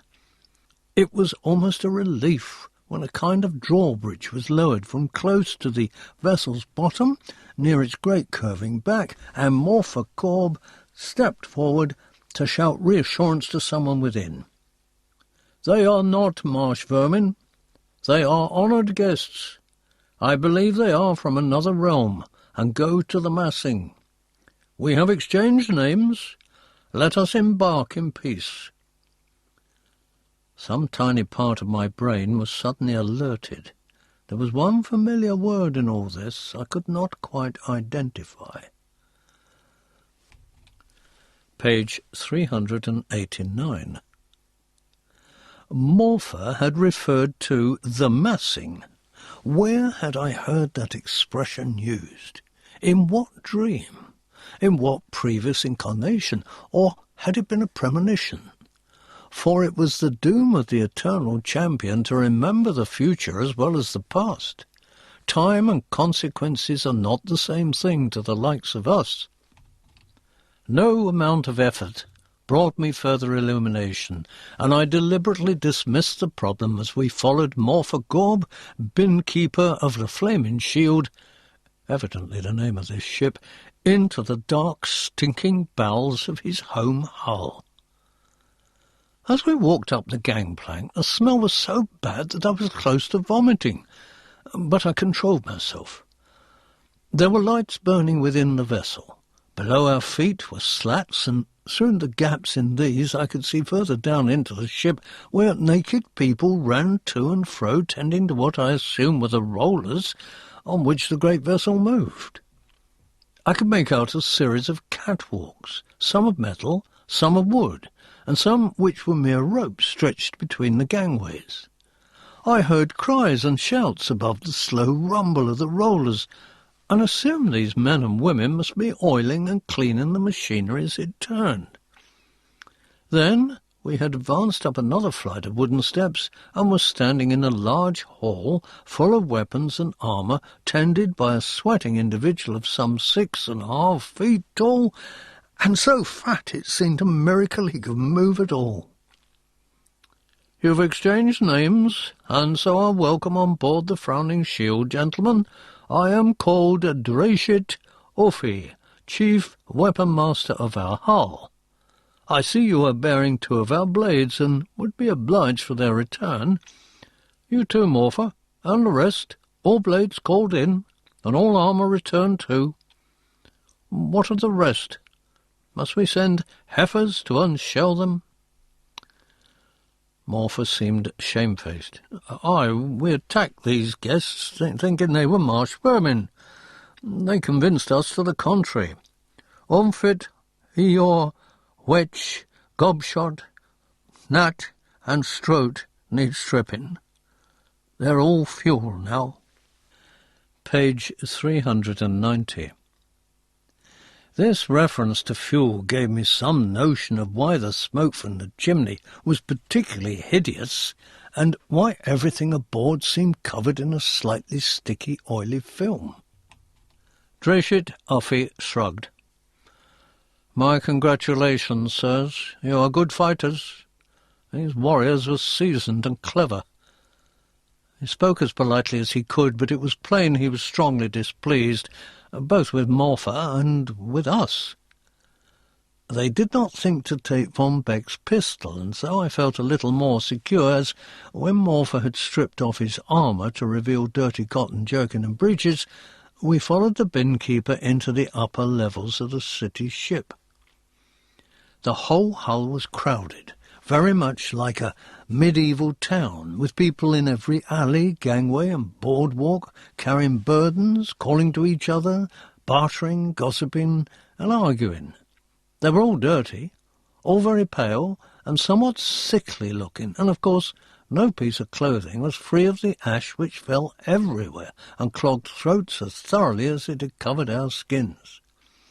By the time we had come out into the open night air again, and were crossing a long bridge over what, on land, might have thought to be a market square, we were both of us wheezing and had streaming noses and eyes.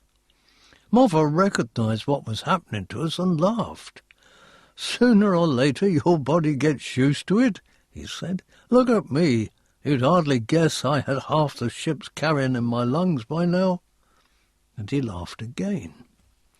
I clung to the rail of the bridge as it swayed in the wind and shivered from the motion of the ship, which was still on the move.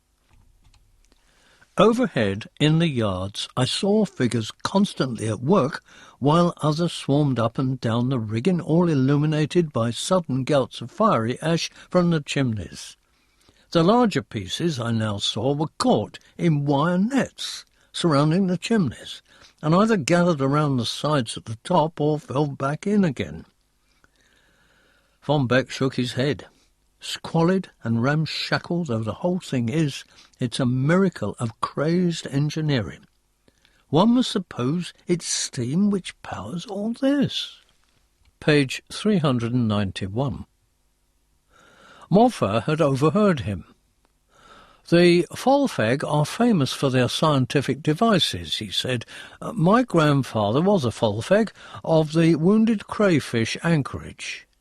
He it was made the boilers of the great glowing moss lizard, who sought to follow Elaban Clemin over the edge. The hull returned, as all the Mashanhim know, without a single crew member left alive, yet her engines had not failed. Those engines brought her back to the Wounded Crayfish. In the days of the wars between the hulls, she conquered 14 rival anchorages, including the Torn Banner, the Drifting Fern, the Lobster Set Free, the Hunting Shark, and the Broken Pike, and all these hulls besides. Von Beck was more curious than I was. "How do you name your anchorages?" he asked. "I take it these are strips of firm land between which your hulls sail." Again the bin-keeper was confused. "Just so, sir. The anchorages are named for what they most closely resemble upon the map, how the land is shaped, sir." "Of course," said Von Beck. replacing his handkerchief over hhis mouth, so that his voice was muffled. "Forgive my naivety." "You may ask any questions here," said Morpher, trying to remove the frown from his hairy features, "for we have exchanged names, and only what is sacred may not be communicated to you." Now we had come to the end of the bridge and reached the portcullis, all iron lattice, through which we could see a shadowy hall in which lanterns gleamed. At Morpher's shout the massive gate was raised, and we passed through, and the hall was more elaborately decorated, and moreover I now realized that the portcullis was covered in fine gauze. Very little of the ash had actually permeated this part of the ship. Now a trumpet sounded, a somewhat unpleasant squawk, and from a dimly lit gallery above our heads a voice cried. Page 392. "Hail to our honoured guests! Let them feast tonight with the Baron Captain and keep passage with us until the massing." We could see little of the speaker, but apparently he was simply a herald. Now down a wide-open staircase on the other side of the hall bustled a short, stocky individual with the face of a prize-fighter and the demeanour of an aggressive man who seeks to control a normally short temper. He held a skull-cap across a chest covered in the most elaborate red, gold and blue brocade, and on his thick legs were flaring breeches weighted at the bottom with heavy balls of differently coloured felt. On his head was one of the strangest hats I'd ever seen in all my rangings through the multiverse, and it was no wonder he did not choose to use this for the ritualistic covering of the heart. The hat was at least a yard high, very much like an old-fashioned stovepipe, but with a narrower brim. I guessed that it was stiffened from inside, yet nonetheless it tended to lean wildly in more than one direction, and it was coloured a garish mustard yellow, so bright a fit it would blind me. The owner of this costume plainly felt it to be not only perfectly congruous, but rather impressive. As he reached the bottom of the stairs, he paused, made a small gesture to acknowledge us, then turned to Morpher Gorb. "You're dismissed, Bitkeeper, and as I'm sure you'll be aware, you'll be responsible for stocking no more bins this tour. It was poor judgment to mistake our guests for marsh vermin, and you lost good hands as a result." Morpher Gorb bowed low. "I accept this, Baron Captain." The ship suddenly shuddered, and seemed to moan and complain deep within itself. For a few moments we all clutched for whatever support was available until the motion calmed. Then Morpher Gorb continued, "I give over my bins to the one who would succeed me, and pray that they catch good vermin for our boilers." Although only dimly aware of what he meant, I found myself again close to vomiting. Page 393. Morpher Gorb slunk back through the portcullis, which was wound down rapidly behind him, and the Baron Captain strutted towards us, his great hat nodding on his head. "I am Armiad Nam Sleefhorg Ig Vortan, Baron Captain of this hull, accountant to the Clutching Hand. I am deeply honoured to welcome you and your friend." He was addressing me directly, a somewhat unpleasantly placatory note in his voice. I was evidently surprised by his response, and he smiled. "Know you, sir, that the names you gave my bin-keeper were but a few of your titles, as I understand, for you would not demean yourself to offer your true name and rank to such as he. However, as a Baron Captain, I am permitted, am I not, to address you by the name known best by us, at least, in this our Mashanhim." "You know my name, Baron Captain?" "Oh, of course, your Highness. I recognise your face from our own literature. All have read of your exploits against the Tinia raiders. Your quest for the old hound and her child, the mystery you solved concerning the wild city, and many, many more. You are quite as much a hero among the Machenhemers, your highness, as you are amongst your own Drachenhemers. I cannot tell you how deeply glad I am to be able to entertain you without any wish for publicity for this hull or myself. I would like this clear that we are only too honoured to have you aboard. I could barely control my smile at this unpleasant little man's awkward and somewhat disgusting attempts at good manners. I decided to take a haughty tone, since he expected it of me. "Then how, sir, do you call me?" "Oh, your highness," he simpered. "But you are Prince Flamadin, chosen Lord of the Valadic, and a hero throughout the 6 realms of the wheel." It seemed I had learned my name at last, and once again I feared more was expected of me than I cared or desired. Page 394. Von Beck was sardonic. "You hid this great secret from me also, Prince Flamadin." I had already explained to him my circumstances. I glared at him.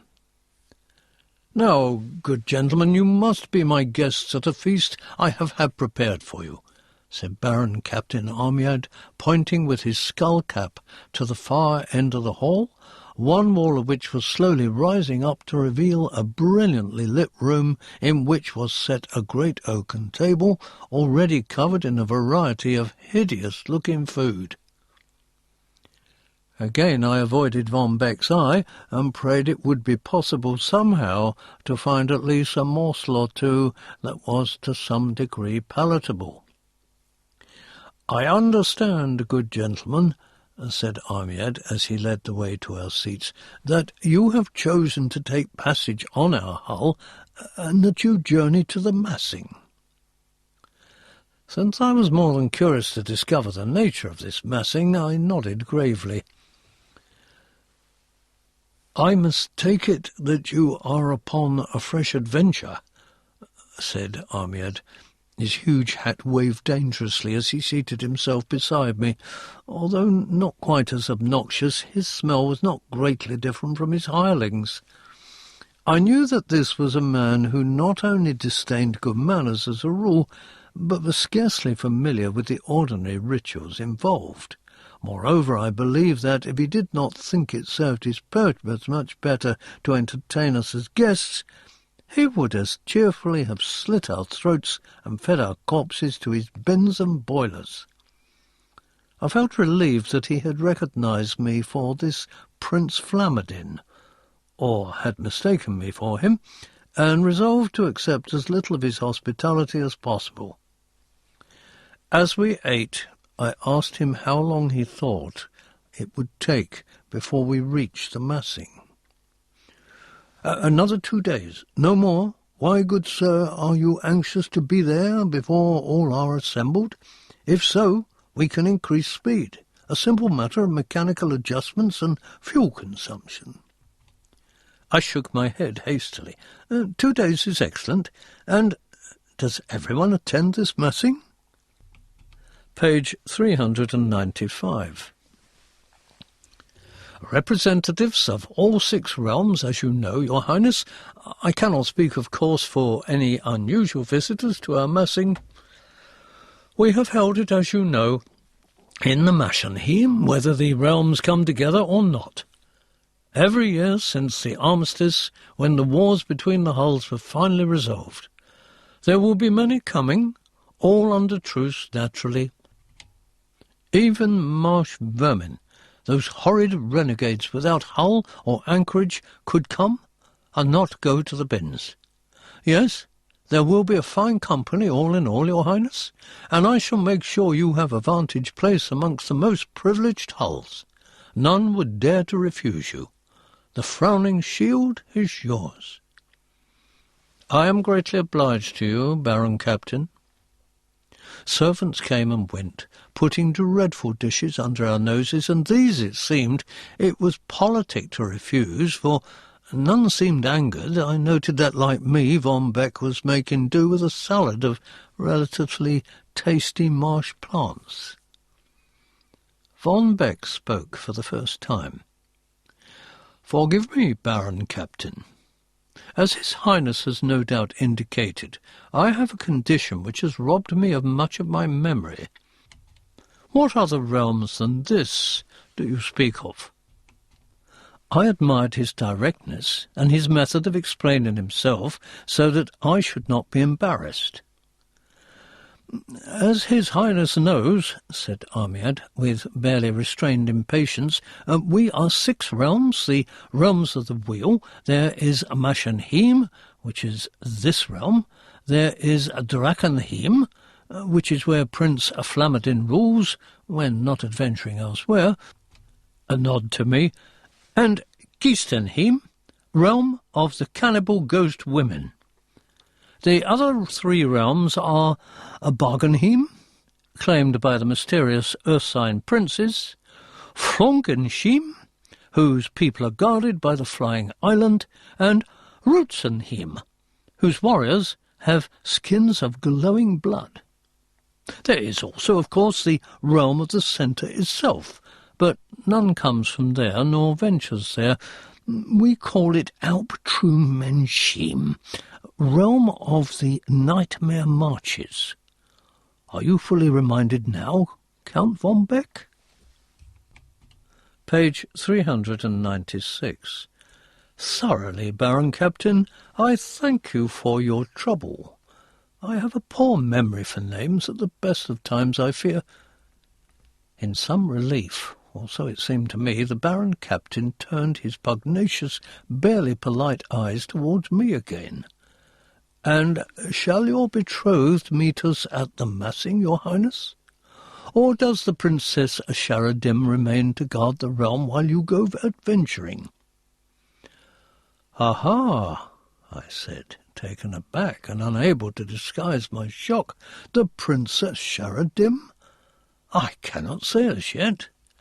And somewhere, even now in the back of my mind, I could hear that desperate chanting, "Sharadim, Sharadim, the fired rake must be freed." It was at this point that I claimed weariness and begged Baron Captain Armiad that I be shown to my bed. Once in my quarters I was joined by Von Beck, whose rooms were next to mine.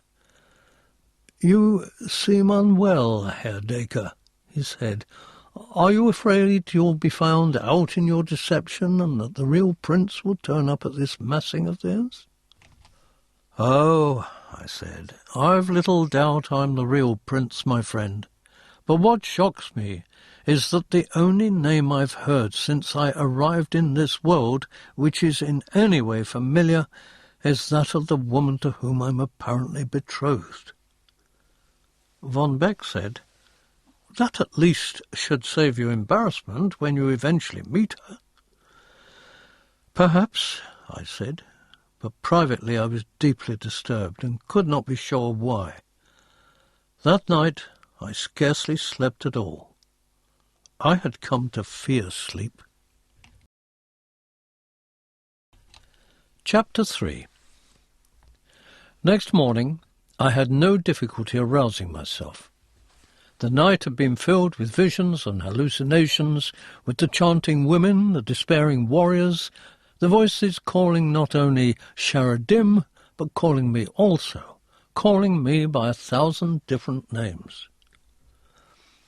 When Von Beck found me, as I was putting the finishing touches to my toilet, he remarked again on how ill I seemed. "Are these dreams of yours a permanent condition of the life you've described?" "Not permanent," I told him, "but frequent." "I do not envy you, Herr Dacre." Von Beck had been given fresh clothing. He moved awkwardly in the soft leather shirt and trousers and thicker leather jerkin, the tall boots. "I look like some robber in a Sturm und Drang play," he said. He continued to be sardonically amused by this situation, and I must admit I was glad of his company. It was a relief, at least, from my doom-filled premonitions and dreams.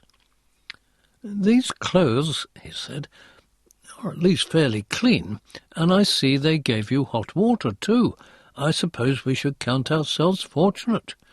You were so distressed last night I forgot to thank you for your help." He held out his hand. "I should like to offer you my friendship, sir." I shook his hand warmly.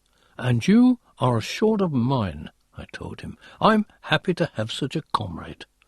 I had not expected so much. "I've read of many marvels in the Middle Marches," he continued, "but nothing so strange as this great lumbering ship. I was up earlier, inspecting her machinery. It's crude, steam of course, but it works to achieve its end." Page 398. "You've never seen so many rods and pistons at so many stages of age. The thing must be extremely old, and there have been few improvements made, I would guess, in a century or more. Everything is patched and mended, lashed together, crudely welded. The boilers and furnaces themselves are massive, and oddly efficient. It moves a tonnage at least the size of your Queen Elizabeth, and is only partially supported by water. It depends, of course, more on manpower than an ocean liner, and that could have something to do with it. My engineering background, I must admit, is limited to a year at technical college, which my father insisted upon. He was a progressive type." "More progressive than mine," I told him. "I know nothing at all of such things. I wish I did. Not that I've been called upon to use skills of that sort in the worlds I've known. Magic is more the order of the day, or what we of the 20th century call magic." "My family," he said, with one of his ironical smiles, "has some familiarity with magic also." Count von Beck then proceeded to tell me his family history, going back to the 17th century. His ancestors, it seemed, had always possessed the means of travelling between different realms and to different worlds where different rules applied. "There are supposed to be reminiscences in existence," he added, "but we've never come across them, save for one which is very likely a partial fake."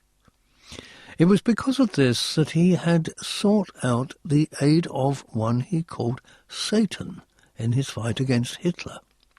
Satan had helped him discover the means through to the Middle Marches, and had said that there was some hope he might find there a means of defeating the Chancellor.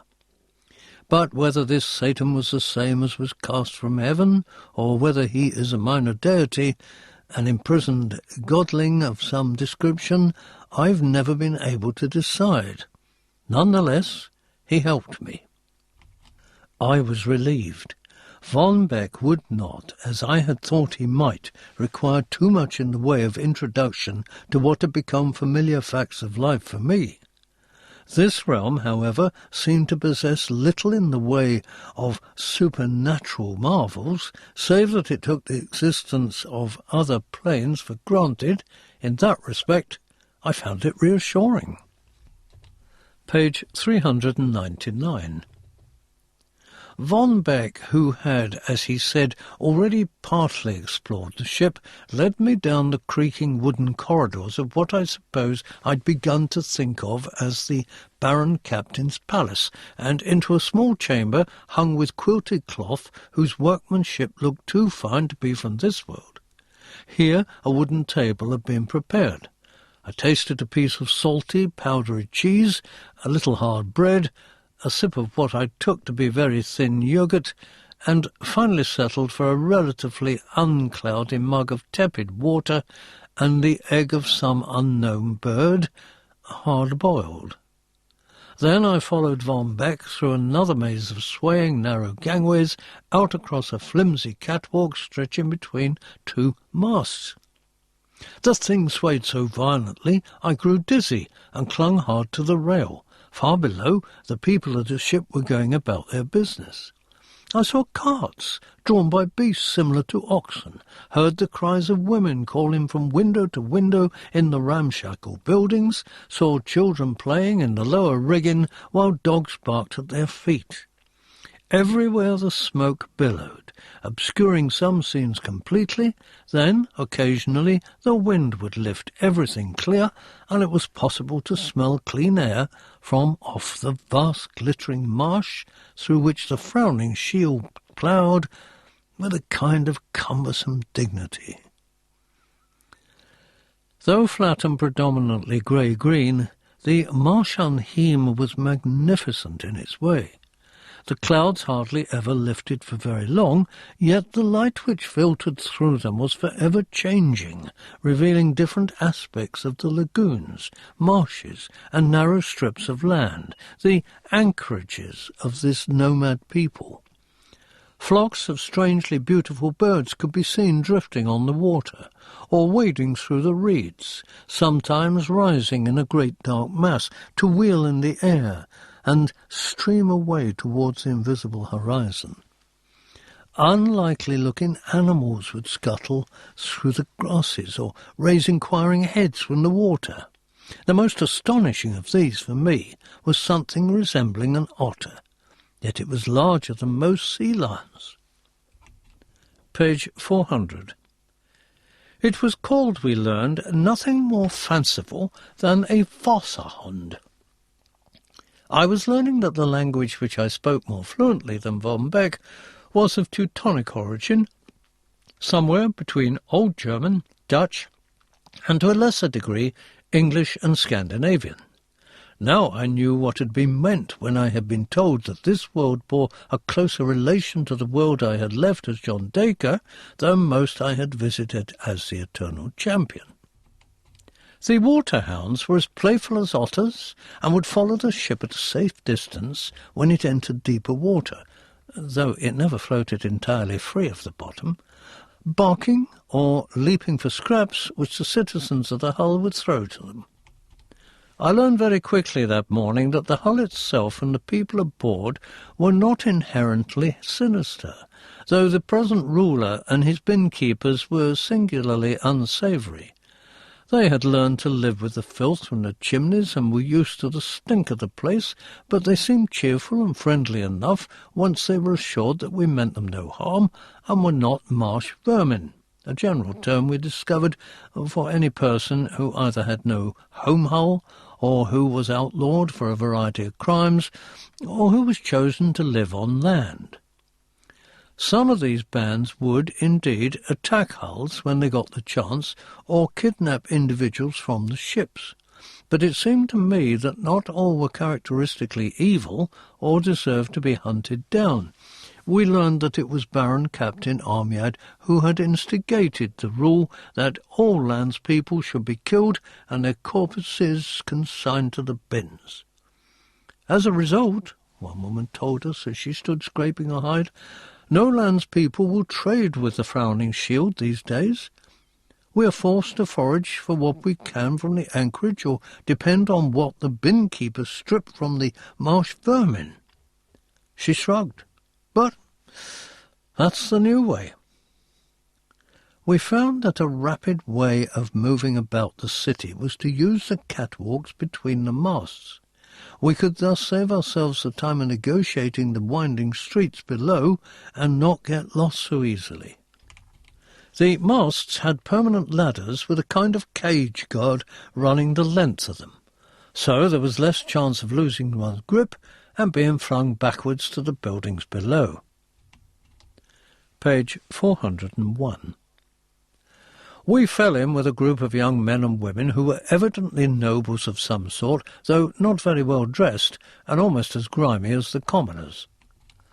They sought us out as we crossed the roof of a turret, trying to see toward the back of the ship and its monstrous rudders, which were used for braking and for turning, frequently gouging deep into the mud. One of them was a bright-eyed young woman of about 20, dressed in worn leather similar to Von Beck's costume. She was the first to introduce herself. "I'm Belinda Nom Folfag Ig Fornister," she said, placing her cap across her heart. "We wanted to congratulate you on your fight with Morpher and his collectors. They've grown too used to chasing half-starved outcasts.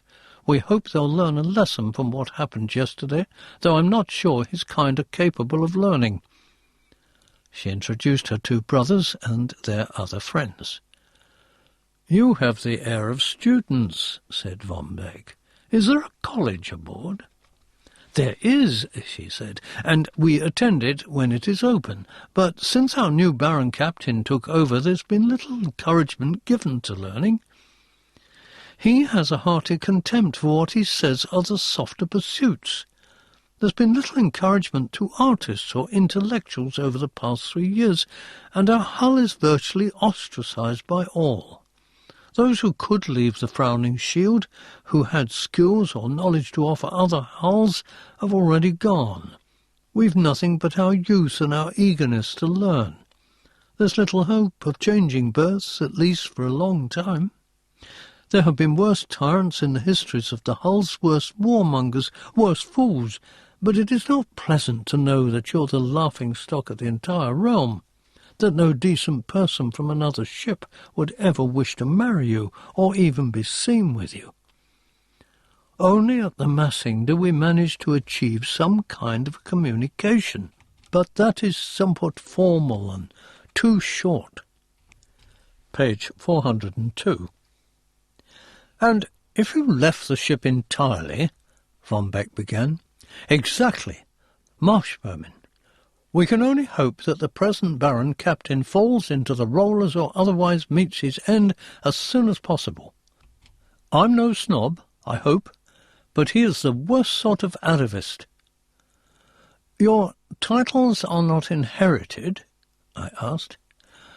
"Usually they are, but Armiad deposed our old Baron Captain. Armiad was Baron Captain Nado's steward, and came, as frequently happens when a childless ruler grows old, to assume many of the responsibilities of leadership.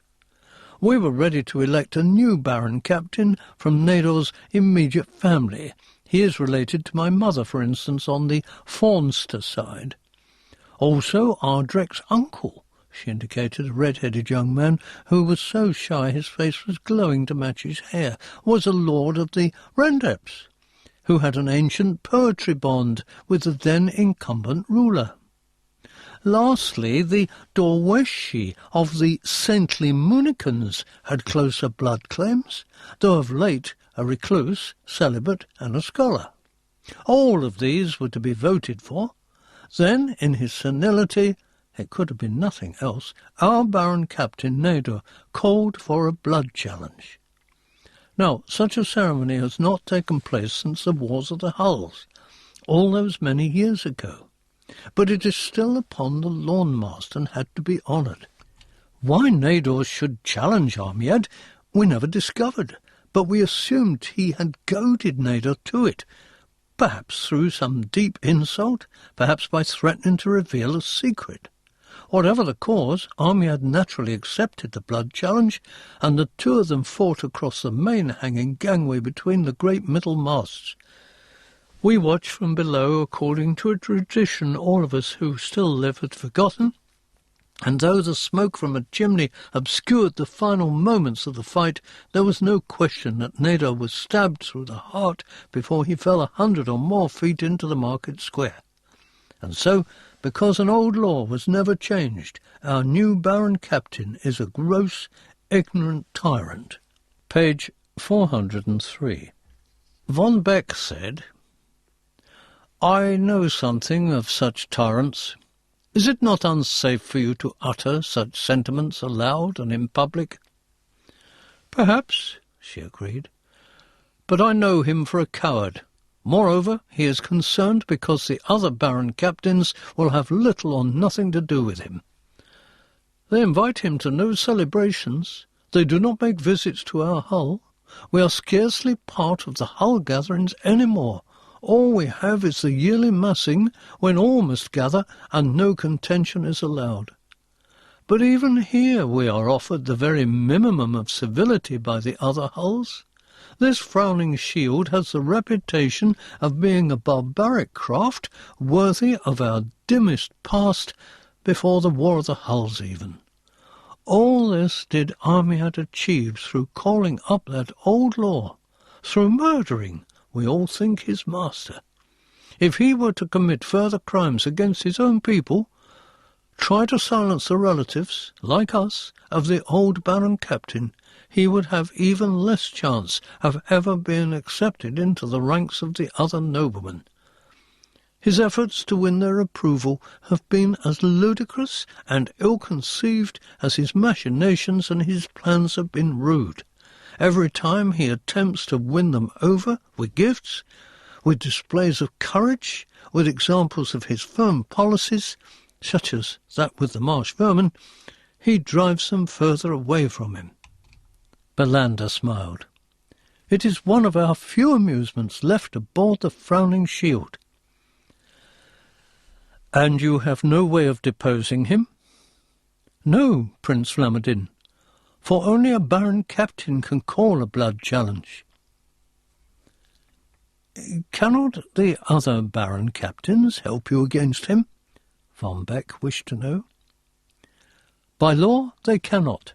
It is part of the great truce, when the wars of the hulls were finally ended. It is forbidden to interfere with the internal business of another city vessel. This last offered by a stammering Ardric. We are proud of that law, but it is not to the advantage at present of the Frowning Shield. Page 404. Now do you understand, said Bellander with a small smile, why Armiad cultivates you so? We heard he fawns upon you, Prince Flamadin. I must admit it is not the most agreeable experience I have ever had. Why does he do it, when he does not feel obliged to be civil to his own people? He believes us weaker than himself. You are stronger, and he understands such things. But the real reason for his attempts to win your approval are to do with the fact. I'll swear that he hopes to impress the other Baron Captains at the massing. If he has the famous Prince Flamadin of the Valadeck at his side when we sail into the massing ground, he believes they must surely accept him as one of themselves. Von Beck was highly amused. He exploded with laughter. And that's the only reason?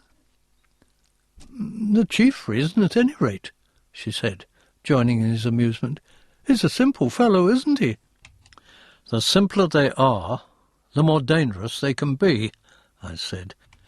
I wish we could be of help to you, Bellander, in relieving you of his tyranny. We can only hope some accident will befall him before long, she said. Plainly, they did not plan to perpetrate their hull's history of murder. I was grateful to Bellander for illuminating me on the matter. I decided to seek her help a little further. I gathered from Armiad last night, I said, that I am something of a folk hero amongst at least some of your people. He spoke of adventures which are not wholly familiar to me. Do you know what that means? She laughed again. You're modest, Prince Flamadin. Or you feign modesty with great charm and skill. Surely you must know that in the Mashanhim, as well as, I think, in other realms of the wheel, your adventures are told by every market tale-spinner.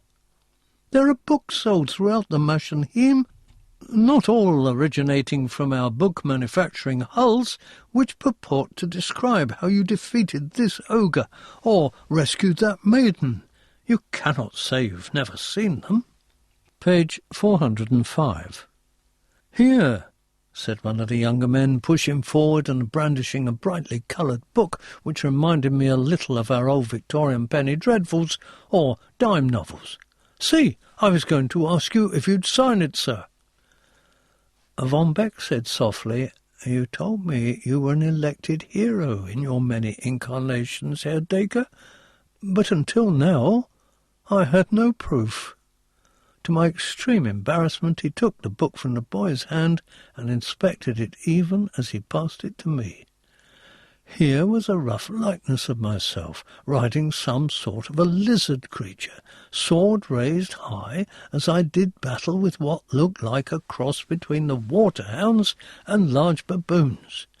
I had a frightened young woman on the saddle behind me, and across the top of this picture, just as in a more familiar pulp magazine, was a title, "Prince Flamadin, Champion of the Six Worlds."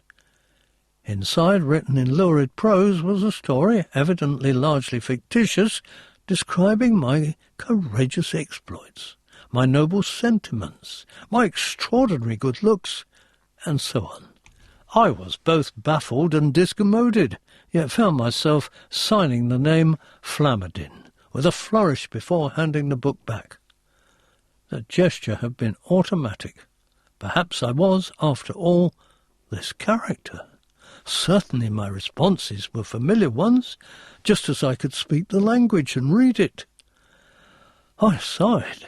In all my experience, I had never known anything quite so ordinary and so strange at the same time. I was some kind of hero in this world, but a hero whose exploits were thoroughly fictionalized, like those of Jesse James, Buffalo Bill, or, to a lesser degree, some of the popular sports and music stars of the 20th century. Von Beck hit the nail on the head. I had no idea I had been befriended by someone as famous as Old Shatterhand or Sherlock Holmes, he said. "Is it all true?" the boy wished to know. "It's hard to believe you've done so much, sir, and yet still be fairly young." "The truth is for you to decide," I said. "I dare say there's a fair bit of embellishment, however, in there." Page 406. "Well," said Belander, with a broad smile, "I'm prepared to believe every word.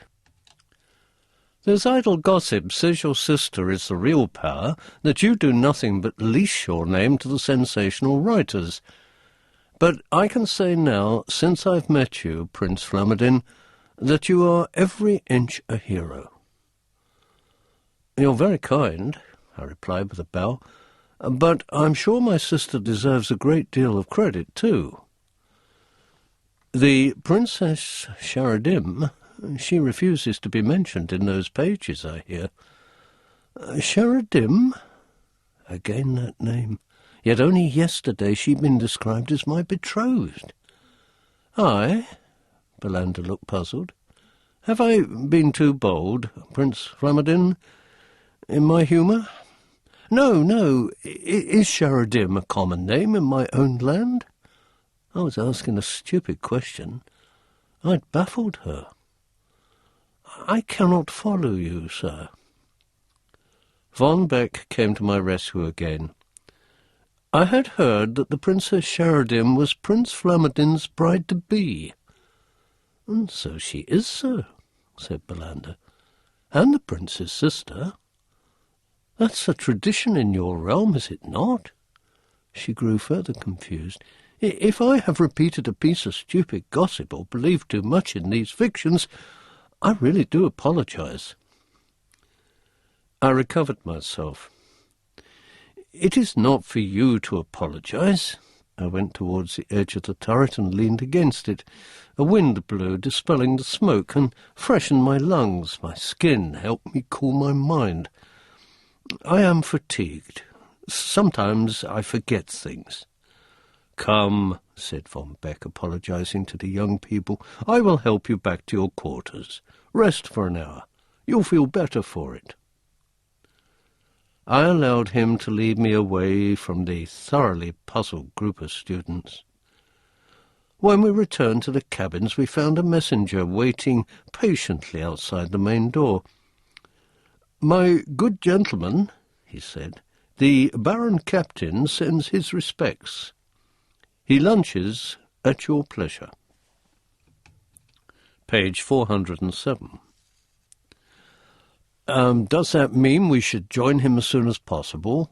Von Beck asked the man. "If you are so disposed, sir." We went inside, and I made my way to my bedroom, sitting down heavily. "I apologize, Von Beck. These revelations should not affect me so. If it had not been for those dreams, these women calling me Sheridan."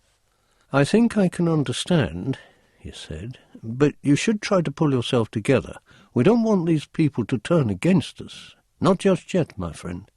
I believe that amongst the intelligentsia they are curious as to whether you are the hero which the storybooks describe. I think there's a rumour that Prince Flamadin is a mere puppet.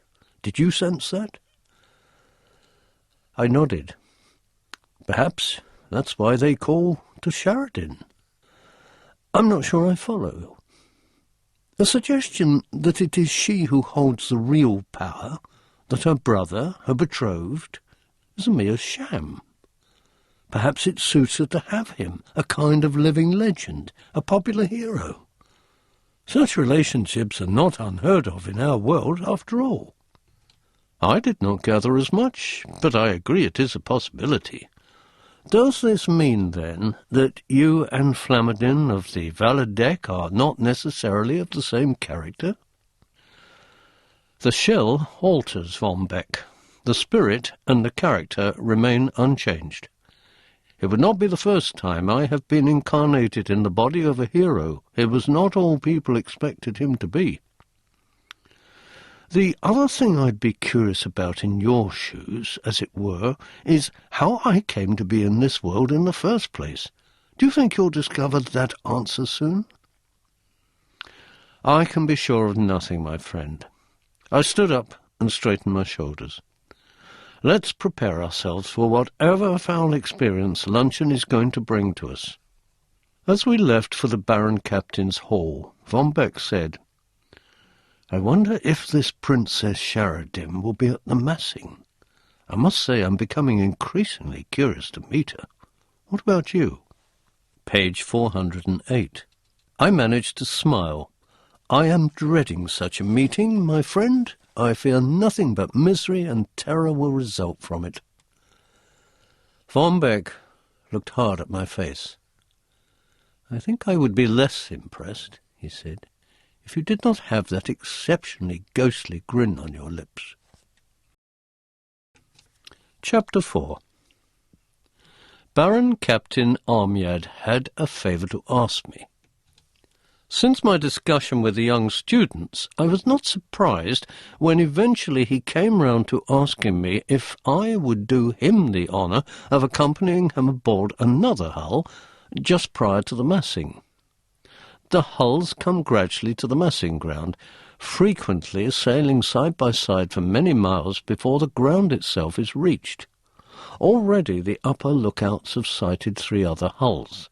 By their signals they are the Girling Green, the Certain Scalpel, and the New Argument, all from the farthest anchorages.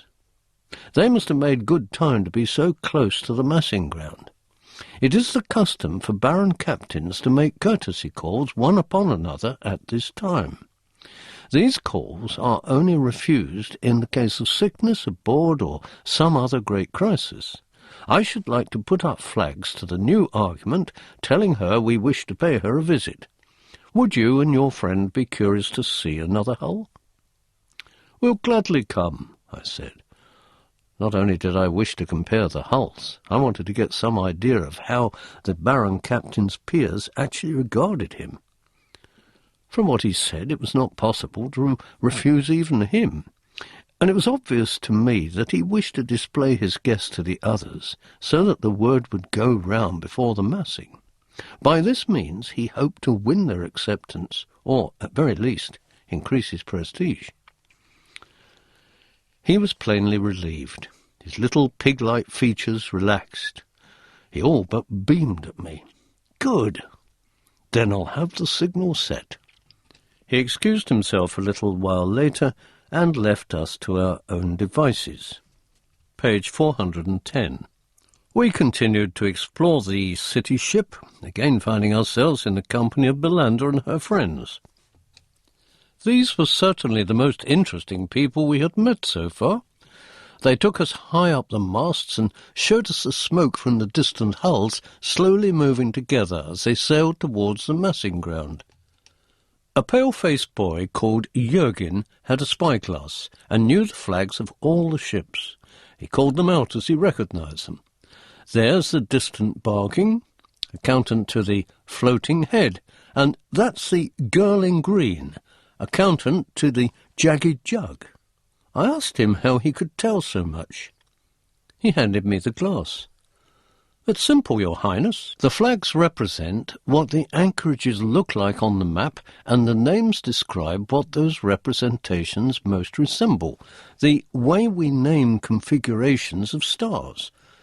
The names of the hulls are ancient, in most cases, and are the names of old sailing vessels on which our ancestors first set forth. Only gradually did they grow into the moving cities on which we now live." I looked through the glass and eventually made out a banner flying from the tallest mast of the nearest hull. It was a red symbol on a black field. "I'd guess that's some sort of goblin, a gargoyle." Jürgen laughed. "That flag's flown for the Ugly Man anchorage, and therefore the hull's the new argument from the furthest north. She's the hull you'll visit this evening, eh?" I was impressed by his clairvoyance. "How did you know that? Do you have spies at court?" He shook his head, still laughing. It's simpler than that, Your Highness." He pointed up higher to our own mainmast, where a good score of banners flapped in the light wind. "That's what our signals say, and the new argument has replied with due courtesy, probably reluctant where our great Baron Captain is concerned, that you are welcome to visit them at the hour before twilight, which means," he added with a grin, "that you will have no more than an hour of coaling, for Armiad hates crossing the marshlands at night. Perhaps he fears the vengeance of all those so-called marsh vermin he's fed to the bins." Page 411. Doubtless the new argument is equally aware of that fact. A few hours later, Von Beck and myself found ourselves accompanying the Baron Captain Armiad Nam Slifog Igvorten, all dressed in his most elaborate and ludicrous finery, into a kind of flatboat with small wheels which was poled by about a dozen men, also in somewhat flamboyant livery, and which sometimes floated, sometimes rolled across the marshes and lagoons towards the new argument, which was now quite close to our own frowning shield. Armiad could barely walk in all his quilted cloak and padded hose, his vast nodding hat, his grotesquely stuffed doublet. I understand that he had come across the design in an old picture book and determined that these were the proper and traditional clothes of a true Baron Captain. He had a fair amount of difficulty getting into the barge and had to hold on to his hat with both hands when the wind threatened it. Very slowly the men poled us towards the other hull, while Armiad shouted to them to take care, to be careful not to splash us, to rock the vessel as little as possible. Dressed in plain garments and without weapons, we had no particular problems of this sort. The new argument was no less battered and repaired than the frowning shield, and if anything was somewhat older, but she was altogether in better condition than our hull. The smoke from her chimneys was not the same yellowish, oily stuff, and the stacks were arranged so that, by and large, very little ash fell upon the decks themselves. The banners were rather cleaner, though it was impossible for them to be completely fresh, and the paintwork everywhere was brighter. Some care had been taken to maintain the hull, and, I suspect, she had been made especially ship-shape for the coming massing. It seemed strange that Armiad could not tell that his own hull could be cleaner, and that its condition reflected both his own failure of intelligence, the poor morale of his people, and half a dozen other things besides. Page 412. We came up to the bulk of the other hull, moving across cold water until we reached a ramp which they lowered for us. With some effort the men poled the craft up to the ramp and into the bowels of the new argument. I looked about me with curiosity. The general appearance of the hull was the same as that which we had left, but there was an orderliness, a smartness about it, which made Armiad's vessel seem like an old tramp steamer compared to a navy ship. Moreover, though the men who greeted us were dressed much as though we were first seen, they were considerably cleaner and plainly had no taste for entertaining the likes of us. Even though Von Beck and I had bathed thoroughly and insisted on fresh clothing, we'd picked up a film of grime on the way from our quarters to the barge. Also, I was sure, all three of us smelled of the hull, though we had become used to it. It was also plain that the compliment of the new argument found Armiad's clothing as ludicrous as did we. It became very clear to us that it was not mere snobbery which made the other Baron captains reluctant to have Armiad aboard. However, if they were snobs, Armiad's condition and disposition would have confirmed every prejudice they had. Although apparently unaware of the impression he gave, Armiad was evidently ill at ease. He blustered at the welcoming party as we were greeted formally and names were offered. He was the very essence of pomposity as he announced those he brought with him as guests of the new argument, and he seemed pleased when our hosts recognized my name with evident surprise, even shock. "Yes, indeed," he told the group. "Prince Flamadin and his companion have chosen our hull, the Frowning Shield, as their means of travelling to the massing. They will make our hull their headquarters for the duration. Now, my men, lead us on to your masters. Prince Flamadin is not used to such tardiness." Greatly embarrassed by his bad manners and attempting to show our hosts that I did not endorse his remarks, I followed the greeting party up a series of ramps which led to the outer decks. Page 413. Here, too, a thriving town existed, with twisting streets, flights of stairs, taverns, food shops, even a theatre. Von Beck muttered his approval, but Armiad beside him and just behind me said in a loud whisper that he observed signs of decadence everywhere. I had known certain Englishmen who associated cleanliness with decadence, and whose opinion would have been confirmed by the additional evidence of thriving arts and crafts on the new argument. I, however, attempted to make conversation with the greeting party, all of whom seemed pleasant enough young men, but they were evidently reluctant to respond to me, even when I praised the appearance and beauty of their hull.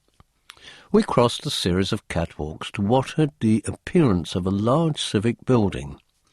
This possessed none of the fortified appearance of Armiad's palace, and we passed through high pointed arches directly into a kind of courtyard which was surrounded by a pleasant colonnade. From the left side of this colonnade there now emerged another group of men and women, all of them in middle to late years. They wore long robes of rich dark colours, slouch hats, each of which bore a differently coloured plume, and gloves of brightly dyed leather. Their faces were dimly visible through the fine gauze masks, which they now removed, placing them over their hearts in a version of the same gesture we'd first encountered from Moffa Gorb and his binmen. I was impressed by their dignified features, and surprised, too, that all but two of them, a man and woman, were brown-skinned. The party greeting us had all been white-skinned. Their manners were perfect, and their greetings elegant, but it was more than plain that they were pleased to see none of us. They clearly did not distinguish between Von Beck and myself and Armiad, which I, of course, found wounding to my pride, and although not directly rude, gave the impression of Roman patricians suffering the visit of some coarse barbarian. Page 414. Greeting to you, honoured guests, from the Frowning Shield, we the Council, to our Baron Captain Denau Pass, rhyme brother to the Taurit Set Lawrence and our Snowbeard Defender, welcome you in his name, and beg that you join us for light refreshments at our greeting hall. Gladly, gladly, replied Amiad, with an airy wave which he was forced to halt in mid-flight in order to restore his hat to its original position. We are more than honoured to be your guests, Prince Flamaden and I. Again their response to my name was not in any sense flattering, but their self-discipline was too great for them to make any open display of distaste.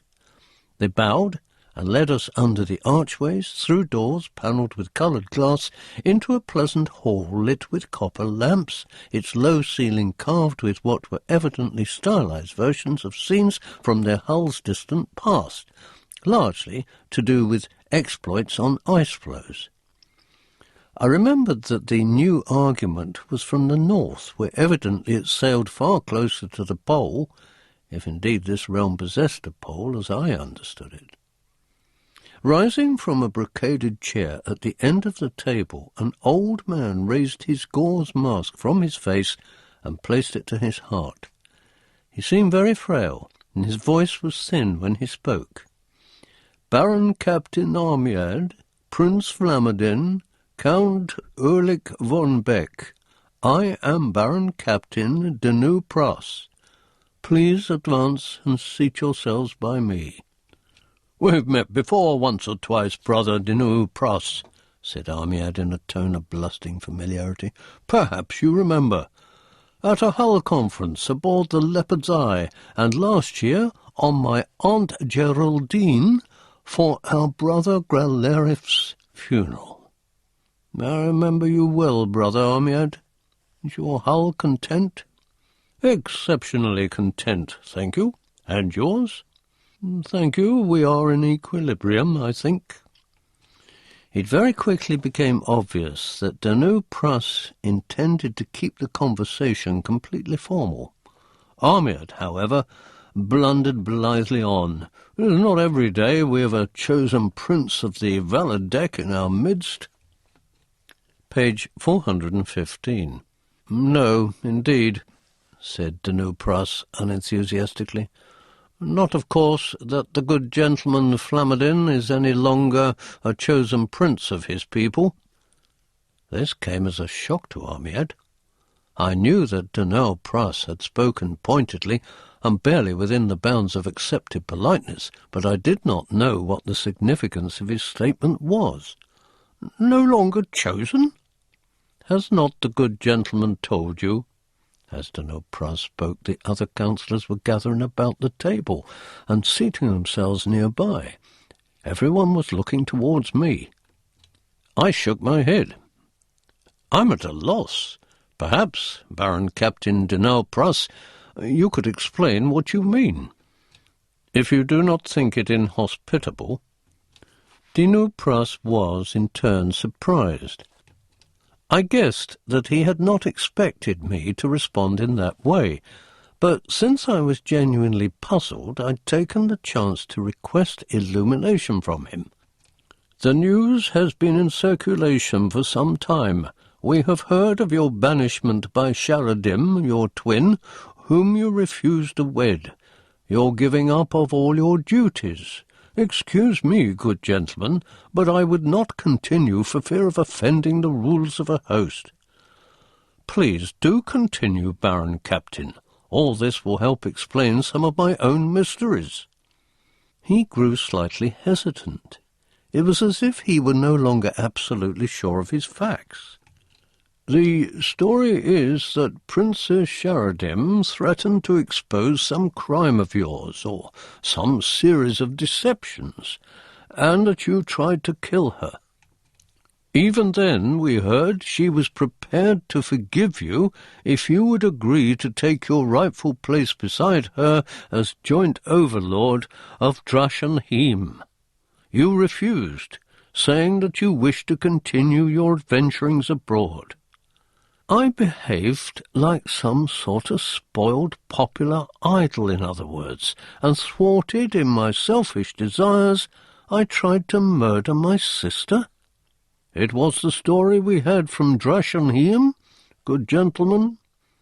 A declaration indeed signed by Princess Sheridim herself. According to that document, you are no longer a chosen prince, but an outlaw. Page 416. An outlaw? Armiad rose partially from his seat. If he had not suddenly realized where he was, he might well have banged his fist on the table. An outlaw? You told me nothing of this when you boarded my hull. You said nothing of it when you gave your name to my bin-keeper. The name I gave to your bin-keeper, Baron Captain Armiad, was not that of Flamadin at all. It was you who first used that name. Ah, a cunning deception. Dino Pras was horrified at this breach of courtesy. He raised his frail hand. Good gentlemen! The council, too, was shocked. One of the women who had first greeted us said hastily, We are most apologetic if we have given offence to our guests. Offence, said Armiad loudly, his ugly face bright red, has been given to me, but not by you, good councillors, or by you, brother Dino Pras. My good will, my intelligence, my entire hull have all been insulted by these charlatans. They should have told me the circumstances of their being on our anchorage. It was published widely, said Dino Pras, and it does not seem to me that the good gentleman Flamadin has attempted any deception. After all, he asked that I say what these reports were. If he had known them, or had wished to keep them secret, why should he have done that? I beg your pardon, sir, I said. My companion and I had no wish to bring shame on your hull, nor to pretend that we were anything more than what we originally said we were. I knew nothing of it, bellowed Armiad. But the journals, said one of the women gently. Hardly one did not have long reports.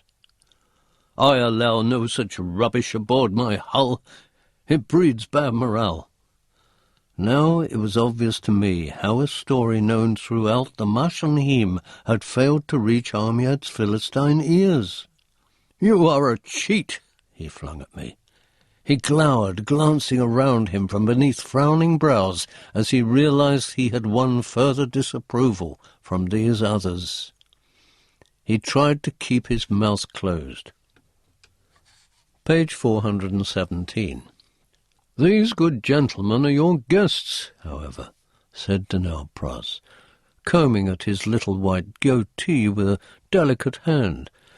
Until the massing, at least, you are bound to continue extending hospitality to them. Armiad let out a sudden breath. Again he was on his feet. Is there no contingency in the law?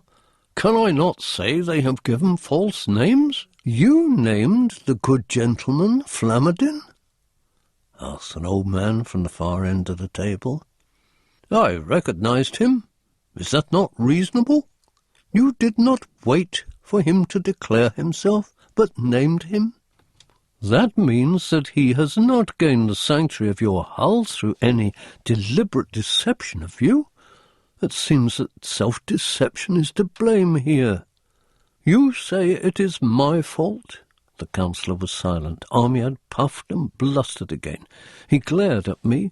You should have told me you were no longer a chosen prince, that you were a criminal, wanted in your own realm.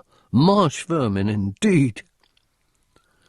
Please, good gentlemen, Baron Captain Dino Pras raised his thin brown fingers into the air. This is not the proper behaviour of hosts or of guests. Armiad, desperate for his peers' approval, took a grip on himself. You are welcome aboard my hull, he said to us, until the massing is complete. He turned to Dino Pras. Forgive this breach of etiquette, Brother Denopras.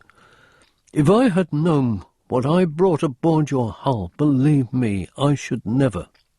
The woman counsellor broke in. These apologies are neither required, nor are they within our traditions of courtesy, she said. Names have been exchanged and hospitality extended. That is all. Let us, I beg you, remember that. Page 418. The rest of the meeting was strained, to say the least. Von Beck and I looked at one another without being able to speak, while Amiad grunted and grumbled to himself, hardly responding to the formal remarks which Baron Captain Denopras and his council continued to make. Amiad seemed torn. He did not wish to stay at a place where he had lost face so badly as he saw it, and he did not want to take us back with him. Eventually, however, as he became aware that it was growing dark, he signed for us to rise. He bowed to Denopras and made some effort to thank him for his hull's hospitality, to apologize for the tension he had brought. Von Beck and I murmured the briefest and most formal of farewells, whereupon Baron Captain Denopras said graciously, "It is not for me to judge men upon what the journals report of their deeds.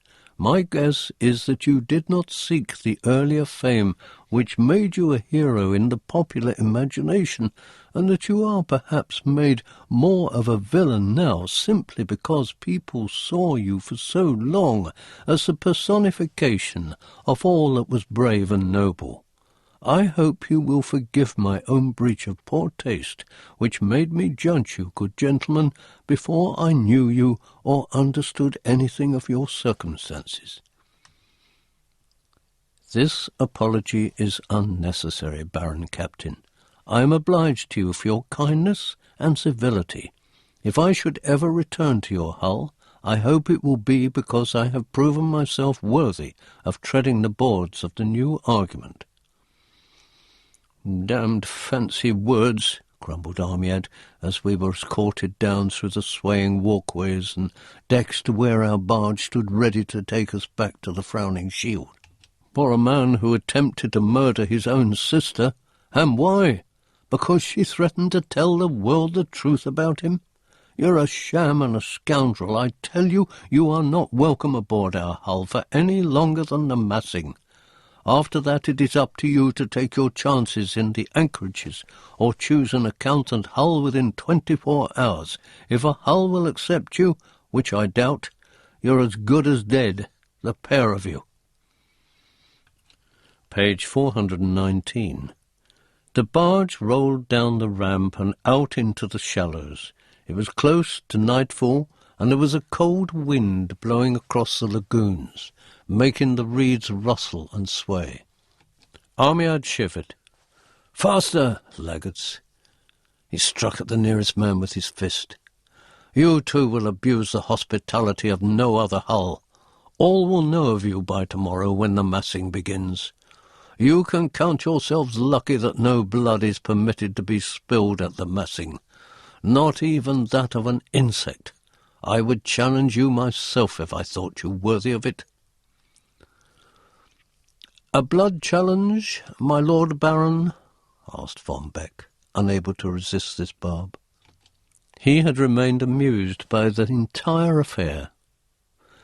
"Would you make a blood challenge to Prince Flamadin? I believe that is the prerogative of a Baron Captain, is it not?" At this, Amiad glared at him so fiercely he might have set the marsh afire. "Watch your tongue, Count Von Beck. I know not of what crimes you are guilty, but doubtless they'll come to light soon enough. You too shall pay the penalty of your deception." Von Beck murmured to me, "How true it is when they say there is nothing which makes a man more furious than the discovery that he has deceived himself." Amiad had overheard. "There are conditions to our custom of hospitality, Count Von Beck. If you should breach those conditions, I am permitted under the law to exile you or worse. If I had my way, I'd hang you both from the cross trees. You have to thank those decadent and enfeebled old people of the new argument and their kind for their intercedence. Happily, I respect the law, as you evidently do not." I ignored the rest of this. I was thinking deeply. I now had some idea of how Prince Flamadin came to be alone in the Mashamheen. But why had he refused to marry his twin sister Sheridim, since it was plainly what had been expected of him? And had he tried to murder her? And was he really a sham to be exposed by her when he proved himself a traitor? No wonder the world had turned against him if it were true. People hated to worship a hero and then discover him to have ordinary human weaknesses. Page 420. Grudgingly, Armied allowed us to return with him to his palace. "But be careful," he warned. "The smallest infringement of the law is all the excuse I need to evict you." We went back to our quarters. Once in my room, Von Beck at last released a great belly laugh. "The poor Baron Captain thought to gain prestige from you and discovered that he'd lost further face with his peers. Oh, how he'd love to murder us. I shall sleep with my door barred tonight. I should not like to catch a chill and perish." I was less amused, largely because I'd still more mysteries to consider. I had at least thought myself fortunate in possessing power and prestige in this world. Now that had been taken from me. And if Sheridim was the true strength of the Drashanhim, why had I been summoned to inhabit this body? I had never experienced anything like it. They were calling for Sheridim, my twin, whoever they were, perhaps because they already knew that she was the real force, that I was merely a sham, who had lent his name to a series of sensational fictions. That much was logical enough and credible. Yet the knight in black and yellow and the blind captain both had seemed to think it was crucial for the eternal champion to come to this realm. I did my best not to think too much of all this. Instead, I tried to consider our immediate problems. Custom allows us to remain here during the massing. Thereafter, we are outlawed, fair game for Armied's binkeepers. Is that the story in brief? It was my understanding, Von Beck agreed. He seemed to think nobody would hire us. But not that I have much liking to work my passage on one of these hulls. Even as he spoke, the whole cabin gave a great shudder, and we were almost jerked against the far wall. The frowning shield was on the move again. What chance have we, I wonder, of moving in another realm? I understand it is not difficult in the Middle Marches. Page 421. Our best plan is to wait here and attend the massing. There we shall have a good idea of who still thinks Prince Flamadin a prize, who does not believe the Sheridim story, who genuinely loathes me. My guess is that you'll find a few friends at present. Either you, as Prince Flamadin, were responsible for those crimes, or you are the victim of efficient propaganda. I know what it is to be turned into a villain overnight. Hitler and Goebbels are masters at it. But it might be possible at the massing to prove that you are not guilty of all they say. Where could I begin? That we shall not know until tomorrow. Meanwhile, we'd be wise to remain where we are. Have you noticed that I rang for a servant as soon as we came in? And none came. They're normally swift. We are to receive only the minimum of Armied's hospitality, it seems. Neither of us was hungry. We cleaned ourselves as best we could and retired to bed. I knew that I must rest, but the nightmares were particularly potent. The voices still called for Sheridim. I was tormented by them, and then as I fell deeper and deeper into that particular dream, I began to see clearly the women who called my twin sister. They were tall and astonishingly beautiful, both in face and body. They had the fine, slender figures I knew so well, the tapering chins, the high cheekbones, and large slanted almond eyes, the delicate ears and soft hair. Their costumes were different, but that was all. The women who formed the circle beyond the pale fire, whose voices filled the darkness, were Eldrin women. They were of the race sometimes called Vadhau, sometimes called Menibonem, a race who were close cousins to John Dacre's people. As the eternal champion, I had belonged to both. As Erekose, I had loved such a woman. And then suddenly, as the white flames burned lower and I could see more beyond them, I trembled in a mixture of ecstasy and fear, crying out, reaching out, longing to touch that face I had recognized. Page 422. Ermizad, I cried. Oh, my darling, I am here. I am here. Pull me through the flames. I am here. But the woman whose arms were linked with those of her sisters did not hear me. She had her eyes closed. She continued to chant and sway, chant and sway. Now I doubted it was her, unless it was the Eldrin who called me back to them, who called Sheridan, thinking they called me. The fire grew brighter and blinded me. I glimpsed her again. I was almost certain it was my lost love. I was dragged away from this dream and into another. Now I had no idea what my name was. I saw a red sky in which dragons wheeled, enormous reptilian flying beasts who appeared to obey a group of people standing upon the blackened ruins of a city. I was not one of these people, but I stood with them. They too resembled the Eldrin, although their costumes were far more elaborate. Somehow almost dandified, though I could not be sure how I knew so much. But these were Eldrin, I was sure, from another time and place. They seemed distressed. There was a rapport between them and the beasts above which was difficult for me to understand, although I had an echo of a memory, or a premonition, which is the same thing for such as I. I tried to speak to one of my companions, but they did not know I was amongst them.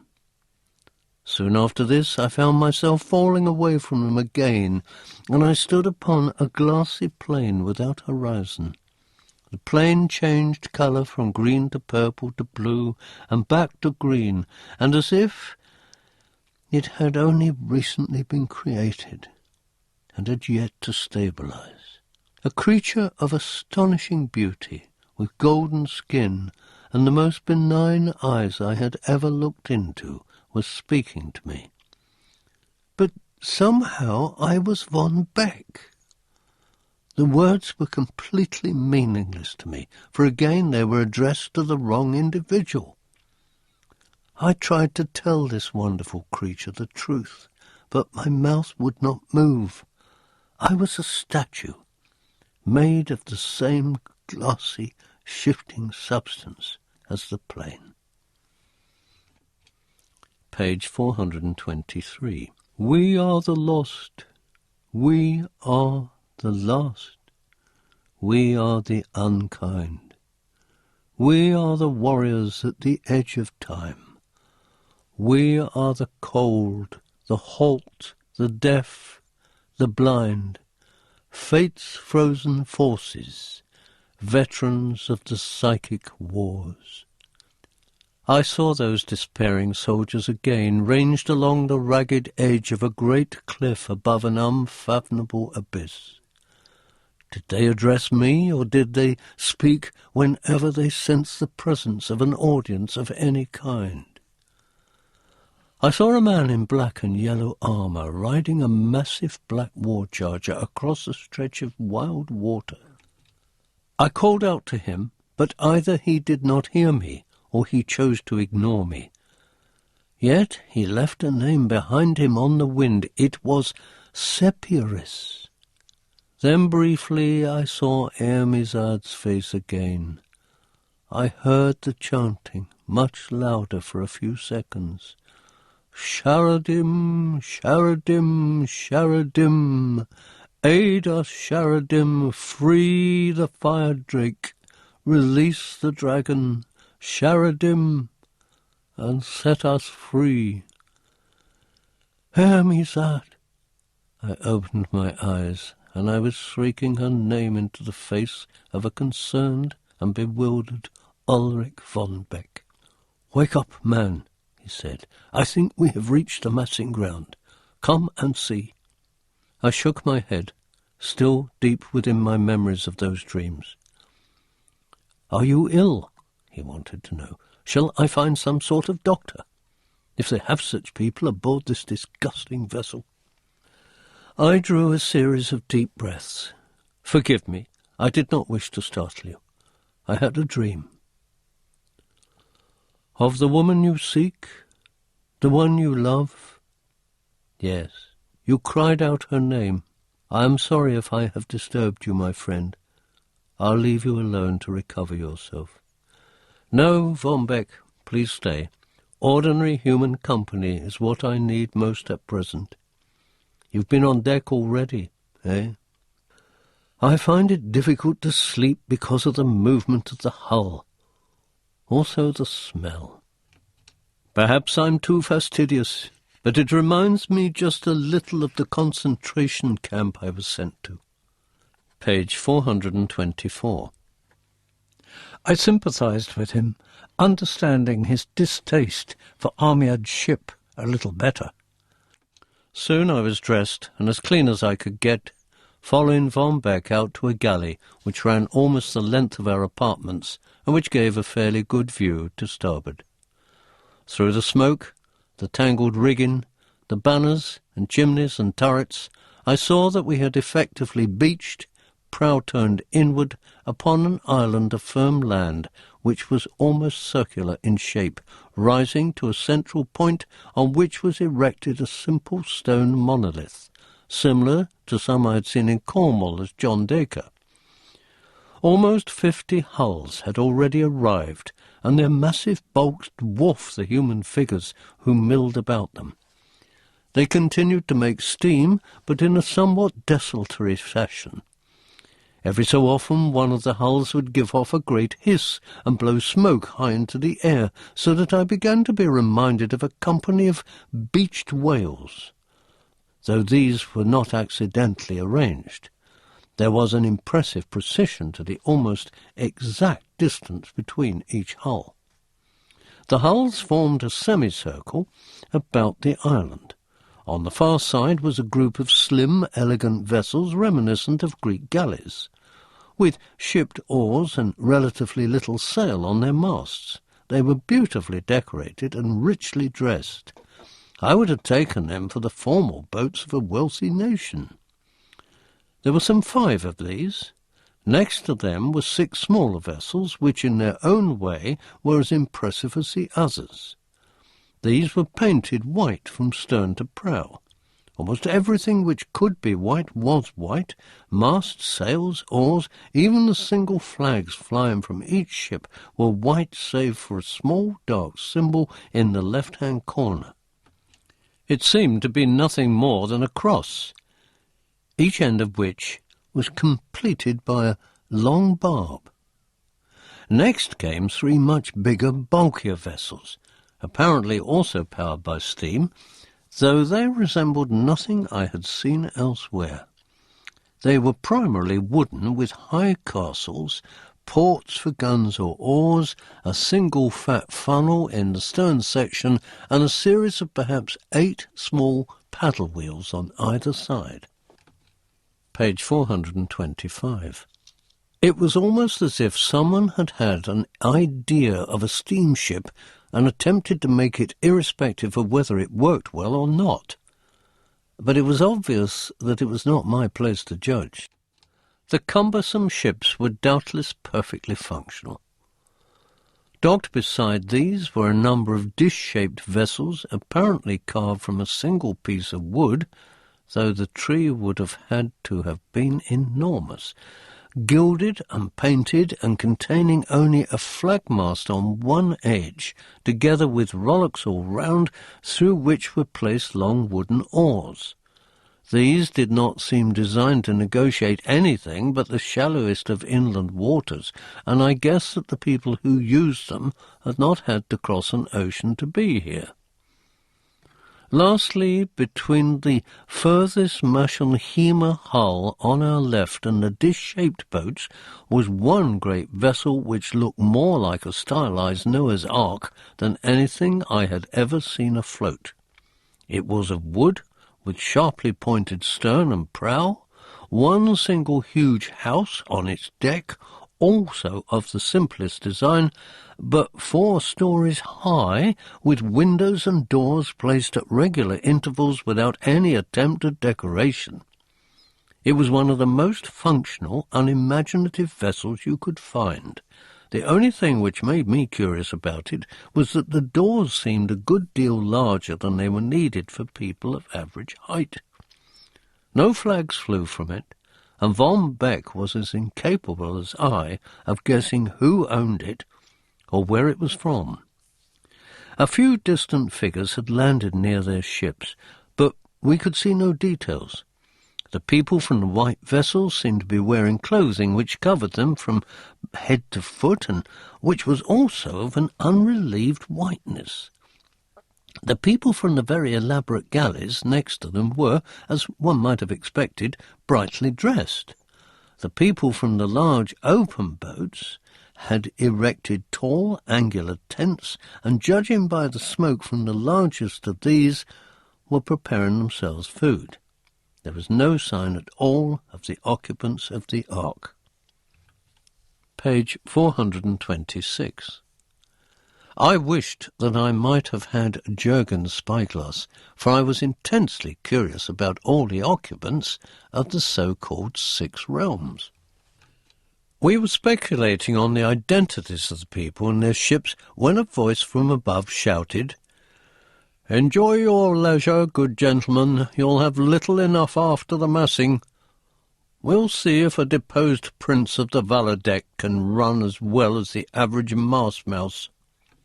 It was Armiad, red-faced and spitting, clad in some sort of morning robe of purple and cerise, leaning over a balcony above us and to our right, and clenching his fists as if he would squeeze the life from out of us if he could. We bowed to him, wished him a pleasant morning, and went inside. We had decided to risk leaving our quarters now, though we took all we owned with us, and went to look for our young friends in the hope that they would still wish to spend time in our company. We discovered Belanda and her companions seated on a flat part of a high foredeck, playing some kind of game with coloured counters. They were a little surprised to see us, and got up reluctantly from their game. "You've heard the news plainly," I said to Belanda, whose youthful, pretty face was full of honest embarrassment. "I have been turned from a hero into a villain, it seems. Would you take my word for the time being that I know nothing of the crimes they speak of?" "You don't have the manner of someone who would easily quit his responsibilities or would try to murder his own sister," said Belanda slowly. She looked up at me. "But you would not have been made into a popular hero if you did not strike people as being honest and upright.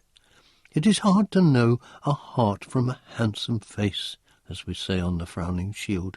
Easier to read the character of an ugly one." She looked away for a second, but when she looked back, her eyes were candid. "For all that, Prince Flamadin, or is it ex-prince, I think we are agreed between us to offer you the benefit of the doubt. We have to trust ourselves. Better than believing either the fictions of the popular prince or the edicts of our good Baron Captain Armiad," she laughed, But why should it matter to you, hero or villain, what our opinion is? We would do you neither harm nor good. We are in a position of almost complete impotence here on the frowning shield. Page 427. I think your friendship is what Prince Flamadin desires, said Ulrich von Beck softly, for that offers at least a little confirmation that what we value is of positive worth. You're a flatterer, my Lord Count. She grinned at my comrade. It was his turn to show a touch of confusion. Peering up into the cross-trees, I saw young Jurgen using his glass to observe one of the other hulls. After a brief conversation with the others, I began to climb the rigging until I was seated beside Jurgen on the yardarm. "Anything of particular interest?" I asked. He shook his head. "I was merely envying the other hulls. We're the filthiest, most unkempt, poorest vessel of all, and we used to be proud of our appearance. What I fail to understand is why Armia doesn't notice what has happened to our hull since he killed the old Baron Captain. What did he want from that act?" The miserable frequently believe that possession of power for its own sake is what has made others more content. They grab such power in many different ways and remain baffled as to why they are just as miserable as they were to begin with. Armiad killed for something he thought would bring him happiness. Now perhaps his only satisfaction is that he can make others as unhappy as himself. A somewhat complicated theory, Prince Flamadin. Are we still to call you that? I saw you with Belinda, and I understood that the others have decided to remain your friends, but since you disinherited yourself... Call me simply Flamadin, if you will. I came up here to ask if I could borrow your glass. I'm particularly curious about the big plain ship and the people in white. Can you identify them? Page 428. The big ship is the only vessel of its kind possessed by the Ursine princes. They will doubtless remain inside until the true massing begins. The women in white are said to be cannibals. They're not like other human beings. They give birth only to girls, which means they must buy or steal men from other realms for obvious reasons. We call them the ghost women. They are clad entirely in ivory armour, from crown to instep, and one rarely sees their faces. We're taught to be afraid of them, and to stay clear of their ships. Sometimes they make forays into other realms for males. They prefer boys and young men. Of course, they'll take nothing at the massing save what is offered them by way of trade. Your folk are prepared to deal with them, and I think Armiad would do so, too, if he was prepared to risk complete ostracism from the other Baron Captains. It is several centuries since any of our hulls traded in slaves. So my own people, the people of Drachenheim, buy and sell men and women. Did you not know this, Prince? We thought it commonly understood. Is it only at a massing that your folk indulge in such business? You will have to assume that I'm suffering from lapses of memory, Jurgen. I'm as mystified as you as to the domestic customs of the Drachenheimers. The worst of it is, said Jurgen, handing me his glass, that the ghost women are said to be cannibals. They're like female spiders who eat the males as soon as their work is done. They're very elegant-looking spiders. I now had a group of the women in focus. They were conferring amongst themselves. They seemed to be uncomfortable in their ivory armour, which, at closer range, I could tell was not simply white, but had all the shades from light yellow to brown which ivory possesses when it is used for artefacts. It was covered in fine engraving, which reminded me a little of scrimshaw work. It was held together by bone pins and leather toggles, and was marvellously articulated so as to enclose the entire body, making the wearers rather resemble elegant insects with unusually marked carapaces. They seemed taller than the average person and had a graceful way of moving in the restricting armour, which I thought very attractive. Page 429. It was hard to believe that people of such beauty could be slave traders and cannibals. Two of the women now put helmeted heads together to speak. One of them shook her head impatiently so that the other tried to repeat what she had said and then, in frustration, raised her visor. I could now see part of the woman's face. She was both young and unusually beautiful. Her skin was fair and her eyes large and dark. She had the long triangular face I associated with the Eldron, and as she turned towards me, I almost lost my grip on the spyglass. I was looking full into the features of one of the women who had plagued my dreams, who had called for my sister Sheridan, who had spoken so desperately of a dragon and a sword. But what had shocked me so thoroughly was that I had recognized the face. It was the face of the woman I had searched the eons to find again, the woman with whom I longed night and day to be reunited. It was the face of my Ermizard. Chapter 5. It seemed to me that I remained staring at that face for an age. How I did not fall from the rigging, I do not know. I was repeating her name over and over. Then, anxiously, I attempted to follow her with the glass as she moved. She smiled at the other woman, seemed to make some slight joke, then reached up her hand to bring her visor down again. No, I did not want her to hide that exquisite face. Ermizard, no, it is I, Erekose. Cannot you hear me? I have searched for you so long. I had the impression of hands trying to help me from the rigging. I tried to fight them off, but there were too many. Slowly I was borne to the deck while inquiring mouths wished to know what was wrong. All I could do was repeat her name and struggle to get free, to follow her. Ermizard. I knew in my heart that it was not really my Eldron wife, but someone closely resembling her. I knew it, yet I resisted the understanding as thoroughly as I resisted the hands of my astonished companions. Dacre, Herr Dacre, what's wrong? Is it an hallucination? Count von Beck held my face and stared into my eyes. You're acting like a madman. I drew a breath. I was panting. I was sweating. I hated them all for holding me as they did. But I forced myself to grow calm. I have seen a woman who might be Ermizard's sister, I told him. The same woman I saw in my dream last night. She must be related. It cannot be her. I am not so crazed that my logic is completely askew.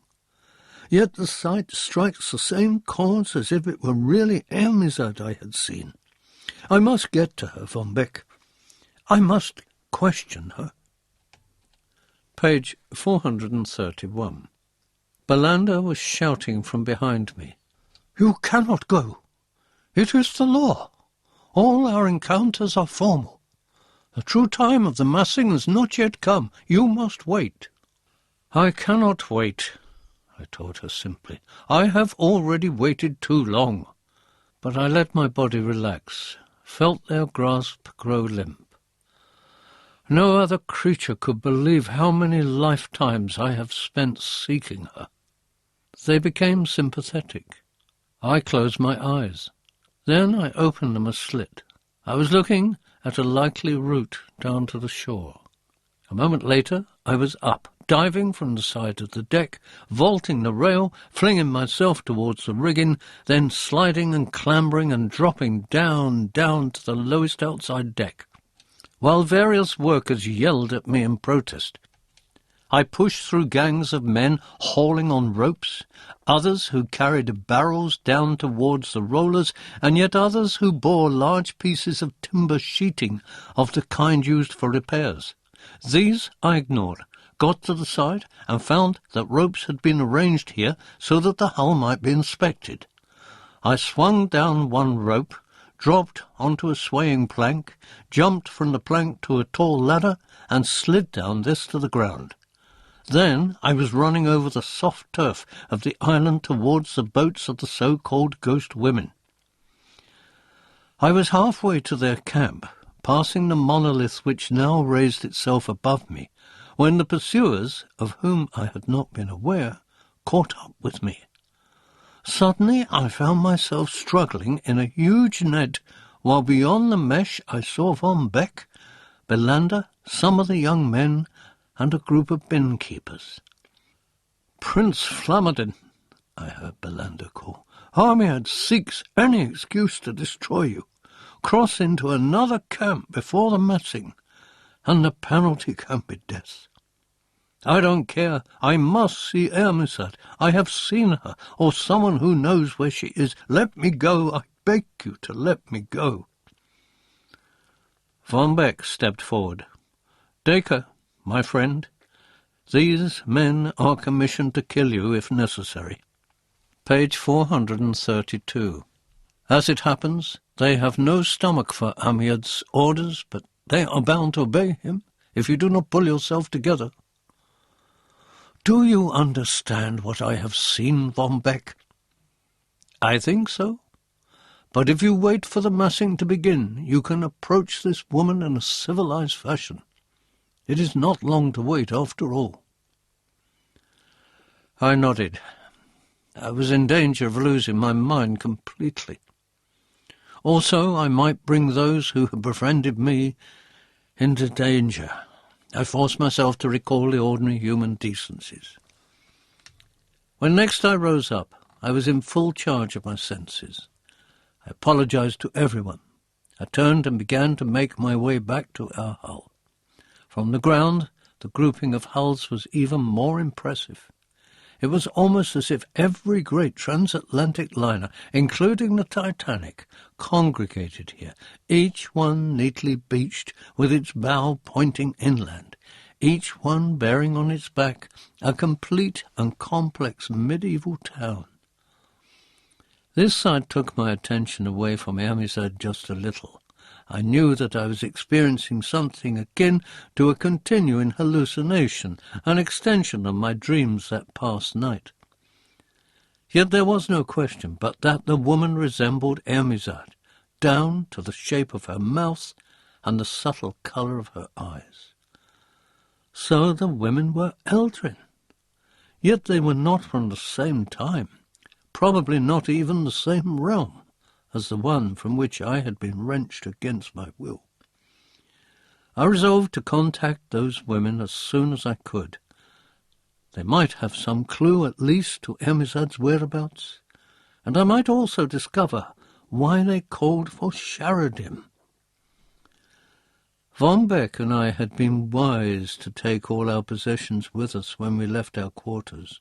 When we reached Armiad's portcullis and called to the guard to open it for us, there was a silence. This was followed by some kind of mumbled reply to our third request for the gate to be opened. "Speak up, man," cried Von Beck. "What's the trouble?"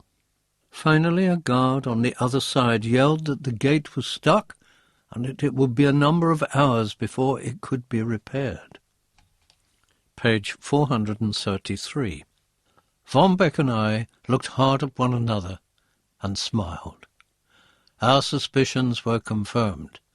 Armiad could not dismiss us from his hull, but he could do everything in his power to make life uncomfortable for us.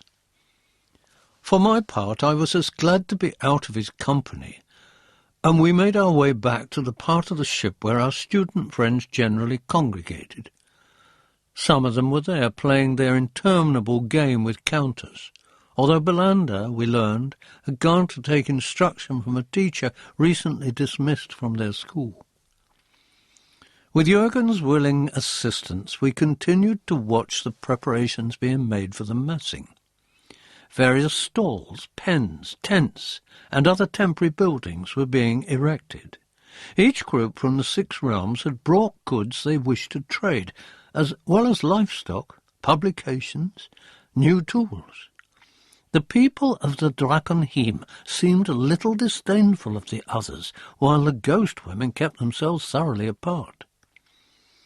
One group seemed more used to trading. They had the hardy, simple look of a people who regularly carried on barter in a variety of locations. It was the way in which they set up their stalls, looked at their neighbours, chatted amongst themselves, which characterised them. The only surprise for me was their inefficient boats. They must be more used to making overland treks for their normal trading, I thought. These were the people whose realm was called Flomgenschien, who were protected, I remembered being told, by a flying island. They seemed singularly ordinary for folk so exotically named. There was still no sign of those who had come here in the oddly shaped ark, nor the occupants of the 3 bulky paddle steamers. This evening, Jürgen told me, they will begin the first ceremony, when all announce themselves and give up their names. Then you shall see them, every one, including the Ursine princes. Page 434. He would say no more. When I asked him why the Ursine princes were so named, he would only grin at me. Since my chief interest was in those they called the ghost women, I was not greatly upset by his deliberate mystification. Needless to say, Von Beck and myself were not amongst those invited to attend the first ceremony, but we watched from the rigging of the frowning shield as gradually the various peoples of the 6 realms began to assemble about the monolith. This was called, I was told, the meeting stone, and had been erected several centuries before, when these strange gatherings first began. Until then, Belander informed me, all the various realms had regarded the others with superstitious fear and had fought each other at random. Gradually, with familiarity, they had struck upon this means of trading and exchanging information. Every 13.5 months, apparently, the 6 realms intersected so that each realm could enter any one of the others. This period was brief, 3 days or so, but it was enough for everyone to conduct their business, so long as it was agreed that only the most formal rules were applied. No time could be wasted on anything but the agreed activities. Now the stolid merchants of Flugensheim came to take their places on one side of the monolith. Next, the ghost women of Gistenheim arranged themselves on the other side of the meeting stone. They were followed by the 6 baron captains of the Manschenheim, 6 splendid lordlings of the Drachenheim, and from the strange steamers 6 fur-festooned and bearded Rutzenheimers, wearing great metal gauntlets and metal masks which obscured the top halves of their heads. But it was the last contingent which stunned me. The Ursine princes were precisely named, the 5 great handsome beasts who marched out of their ark and down the lowered ramp to the ground were not human at all. They were bears, bigger than grizzlies, clad in rippling silks and fine plaids, each wearing upon his shoulders a kind of delicate frame from which, suspended over his head, hung a banner, doubtless the banner of his family. Page 435. Von Berg was frowning. I am astonished. It is as if I look at the legendary founders of Berlin. You know we have legends. My family has stories concerning intelligent beasts. I had thought they spoke of wolves, but doubtless it is of bears. Have you seen anything like the Ursine princes in your travels, Dacre? Nothing quite like them, I said. I was greatly impressed by their beauty. Soon they, too, were grouped around the meeting stone, and we were able to catch a few words of the ceremony. Each person gave his or her name. Each described his or her intention in coming to the Massin. This done, one of the Baron captains declared, "Until the morning." The response came, "Until the morning." Then they all went their separate ways, back to their own ships. I had strained to hear the ghost women announce their names. I had heard nothing which even remotely resembled the sound of Ermizard. That night we were guests of the students, sleeping in their already cramped quarters, constantly inhaling ash, besieged by draughts, rolled from side to side by sudden movements of the hull which, although it did not travel, was still subject to peculiar shudderings, like someone in a disturbed sleep. It sometimes seemed to me that the frowning shield was in tune with my own state of mind. Again my sleep was constantly interrupted by nightmares. I heard the ghost women chanting still, but no longer in my dreams. I could hear them in their own camp. I longed to go to them, but the one time I rose with the intention of going over the side once more, both von Beck and Jürgen took hold of me and stopped me. "You must be patient," von Beck said. "Remember your promise to us." "But they are calling for Sharadim. I need to know what they want." "They want her, surely, not you." Von Beck's voice was urgent. "If you left now, Armiad and his men would be bound to see you. They'd feel within their rights to kill you." Page 436. "Why risk that when tomorrow you can approach them under the terms of the massing?" I agreed that I was being childish. I forced myself to lie down again.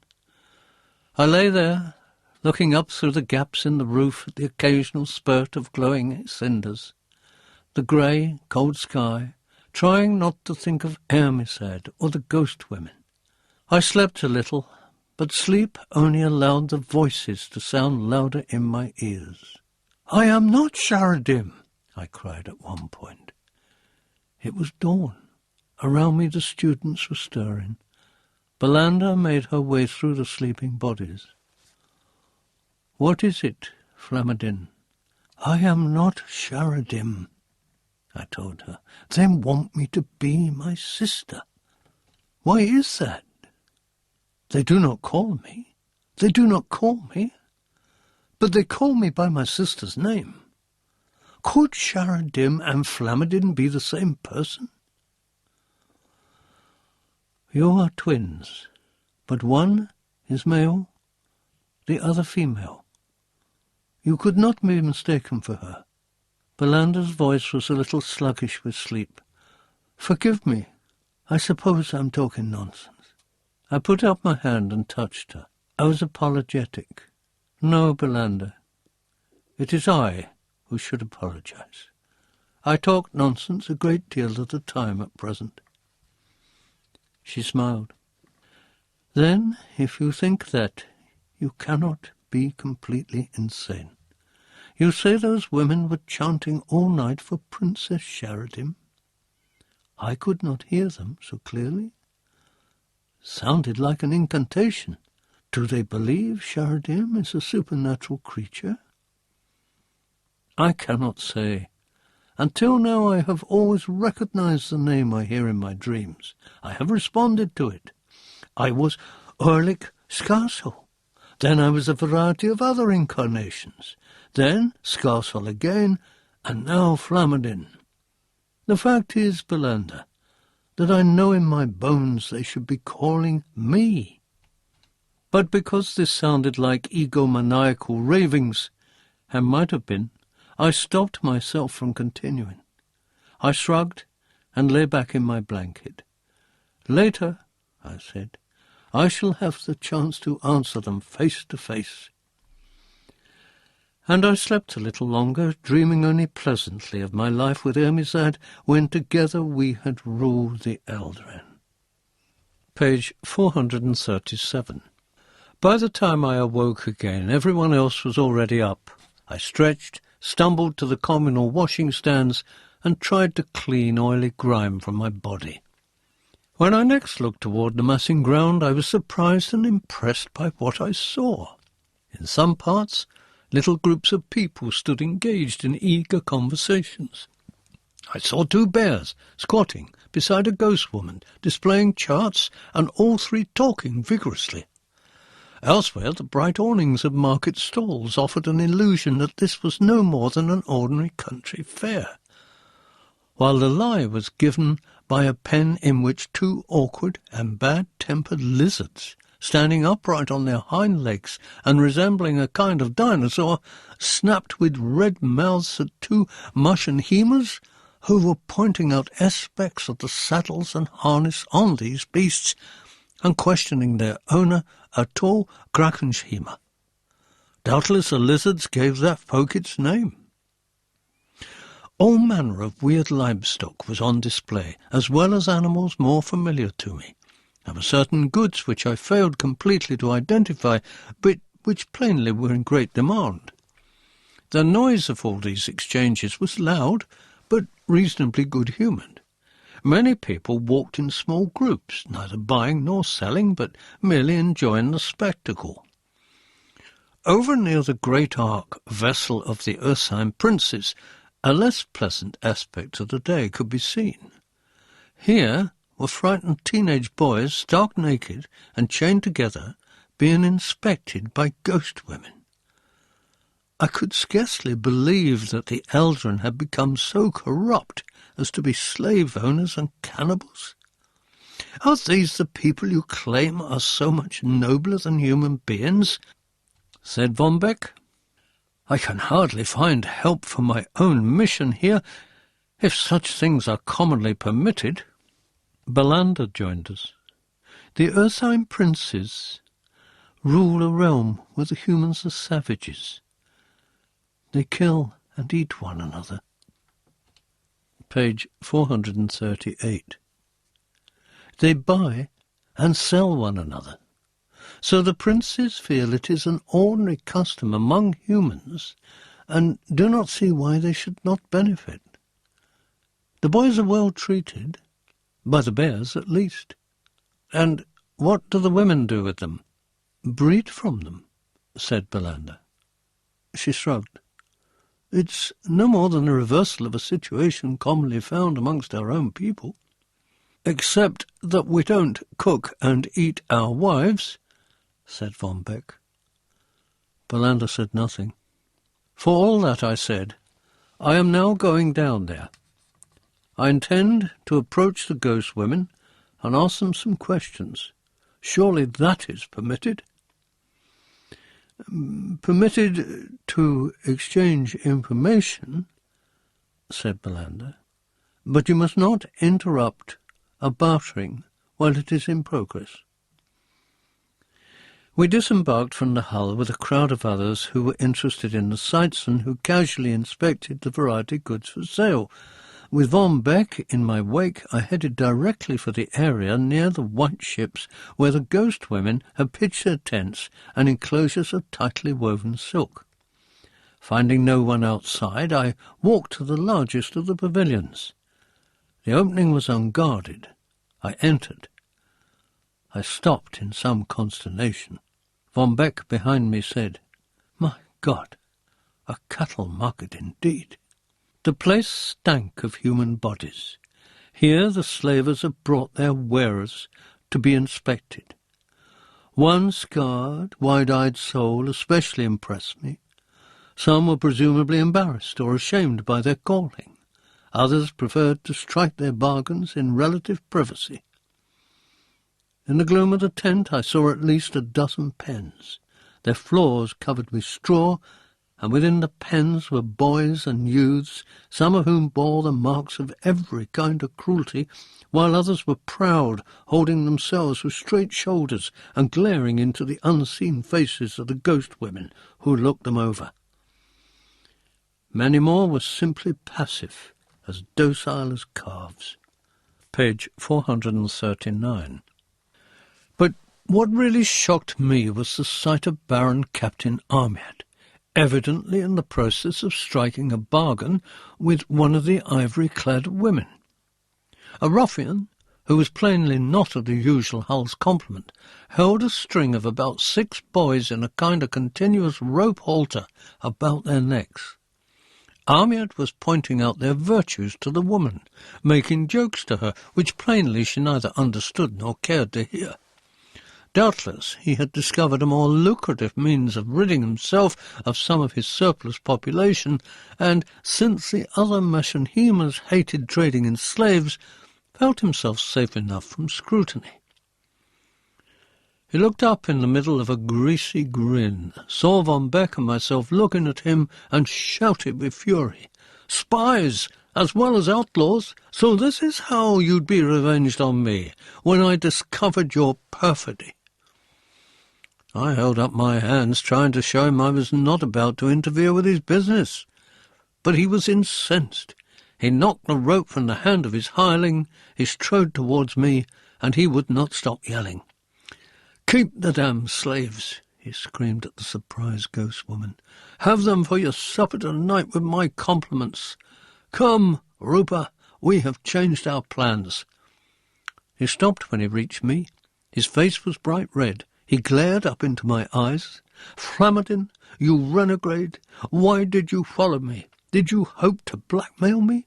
To shame me further in front of my fellow baron captains? Well, the truth is that I was not selling those lads. I had hoped to free them." "I am not interested in your affairs, Amiad," I said coldly, "and I am even less interested in your lies." "You say a lie?" I shrugged. "I am here to speak with the ghost women. Please continue with your business. Do whatever you care to do. I have no wish to have anything further to do with you, Baron Captain." "You still take a haughty tone for a would-be kin-killer and a disgraced exile?" He lunged at me. I stepped back. From out of his uncharacteristically simple tunic, he drew a long knife. Page 440. Weapons were banned at the massing. I knew. Even Von Beck had left his gun with Belander. I reached out to grab his wrist. He dodged back. He stood there panting like a crazed dog. He glared. Then he rushed me again, the knife raised. By this time there was a cacophony in the ghost women's pavilion. 6 age-old laws had been broken at once. I tried to hold him off me, calling to Von Beck to help. My friend, however, had been attacked by Amiad's ruffian, and had another knife to contend with. We found ourselves backing from the great tent, yelling for help, and at the same time trying to make Amiad and Rupa see some kind of sense. They were serving themselves badly and attracting unwanted attention. Suddenly 12 men and women had fallen on us and dragged Amiad and his henchmen back, twisting the knives from their hands. "I was defending myself," said Amiad, "against that villain. These knives were carried by the pair of them. I swear." I could not believe that anyone would accept this story. But now a thick-set Drakenhema spat on the ground at my feet. "You know me, I think, Flamadin. I was one of those who chose you for our overlord, but you spurned us, and worse, it is good for you, Flamadin, that no blood may be spilled here. If it were not for that, I'd take a knife to you myself. Traitor! Charlatan!" And he spat again. Now virtually all the gathered people were staring at me with loathing. Only the women, their emotions unreadable behind their ivory masks, looked at me in a different way. I had the impression that they had suddenly recognized me and were taking a considerable interest in me. "When the massing's done, we'll find you soon enough, Flamadin," said the Drakenhema. He strode back into the tent which hid the slave pens. Amiad was plainly almost as surprised as I had been that people were prepared to believe his story. Page 441. He gathered his clothing together. He drew himself upright. He snorted and cleared his throat. Who else would dare to break our ancient laws? He asked the crowd in general. There were some evidently who did not believe him, but I think they were outnumbered by those who already hated me and would believe me guilty of a dozen additional crimes as well as those already published. Amiad, I said again, I assure you I had no intention of meddling in your business. I came to visit the ghost women. Who but a slayer pays a visit to the ghost women? He asked of the crowd in general. A broad-beamed old man made his way through to us. He carried a staff almost twice his height, and his ruddy features were stern with the importance of his office. No arguments, no fights, no duels. These are our ways. Go you your ways, good gentlemen, and bring no further disgrace upon us. The ghost women were no longer interested in anyone but me. They were staring hard now. I heard them talking between themselves. I heard the name Flamadin on their lips. I bowed to them. I am here as a friend of the Eldrin race. There was no response. The women remained as impassive as their ivory masks. I would speak with you, I said. Still, there was no response. Two of them turned away. Amiad was still blustering, accusing me of beginning the whole affair. The old man who called himself the mediator was adamant. It did not matter who had begun the dispute. It must not continue until after the massing. You will both be confined to your hulls under pain of death. That is the law. But I must speak with the ghost women, I told him. It is what I came for. I had no intention of getting into a brawl with that braggart. No further insults, insisted the mediator, or there will be further punishment. Return to the frowning shield, good gentlemen. There you must remain until the massing is done. Page 442. Von Beck murmured, You can do nothing in sight of all these people. You will have to wait until tonight. Amiad was giving me an unpleasant grin. I thought he had already planned my demise. I guessed that few now would blame him if he was forced to imprison me and sentence me to death as soon as the massing was over. His thoughts were so primitive that they were not difficult to read. Reluctantly, however, I walked back towards the hull with Amiad. We were escorted by the mediator and a mixed group who had evidently been elected by the whole assembly to uphold the laws. It was not easy to see how I was going to be able to leave the hull and find the ghost women. I looked back over my shoulder. They were standing in a group staring after me. All other dealings were gotten. It was plain that they would be more than interested in a visit from me. But what they wanted of me and what they expected to do with me, I had no idea. In the hull, Amiad let the mediator's people lead us to our original quarters. He was still grinning. Matters had gone well for him, after all. I did not know how Von Beck and I were to be accused, or what we would be accused of, but I knew that Amiad already had a plan in mind. His final words as he stalked away to his own rooms were a gleeful, "Before long, good gentlemen, you'll be wishing that the ghost women had kept you and were stripping the flesh from you before your eyes and eating your parts while the rest of you slowly roasts." Von Beck raised an eyebrow. "Anything would be more enjoyable than your own cuisine, Baron Captain." Amiad frowned, failing to understand the reference. Then he glared, almost on principle, and was gone. A few moments later we heard the outer bars go down over our doors. We could still get out to our balcony, but it would be a long and difficult climb to the decks below, and there was no certainty that Amiad had not deliberately left that means of escape open to us as a means of trapping us. We would have to plan carefully now and see if there was a less obvious means of escape. It was likely we had a night to ourselves, but we could not be sure. Page 443. "I doubt he's as subtle as you think," said Von Beck.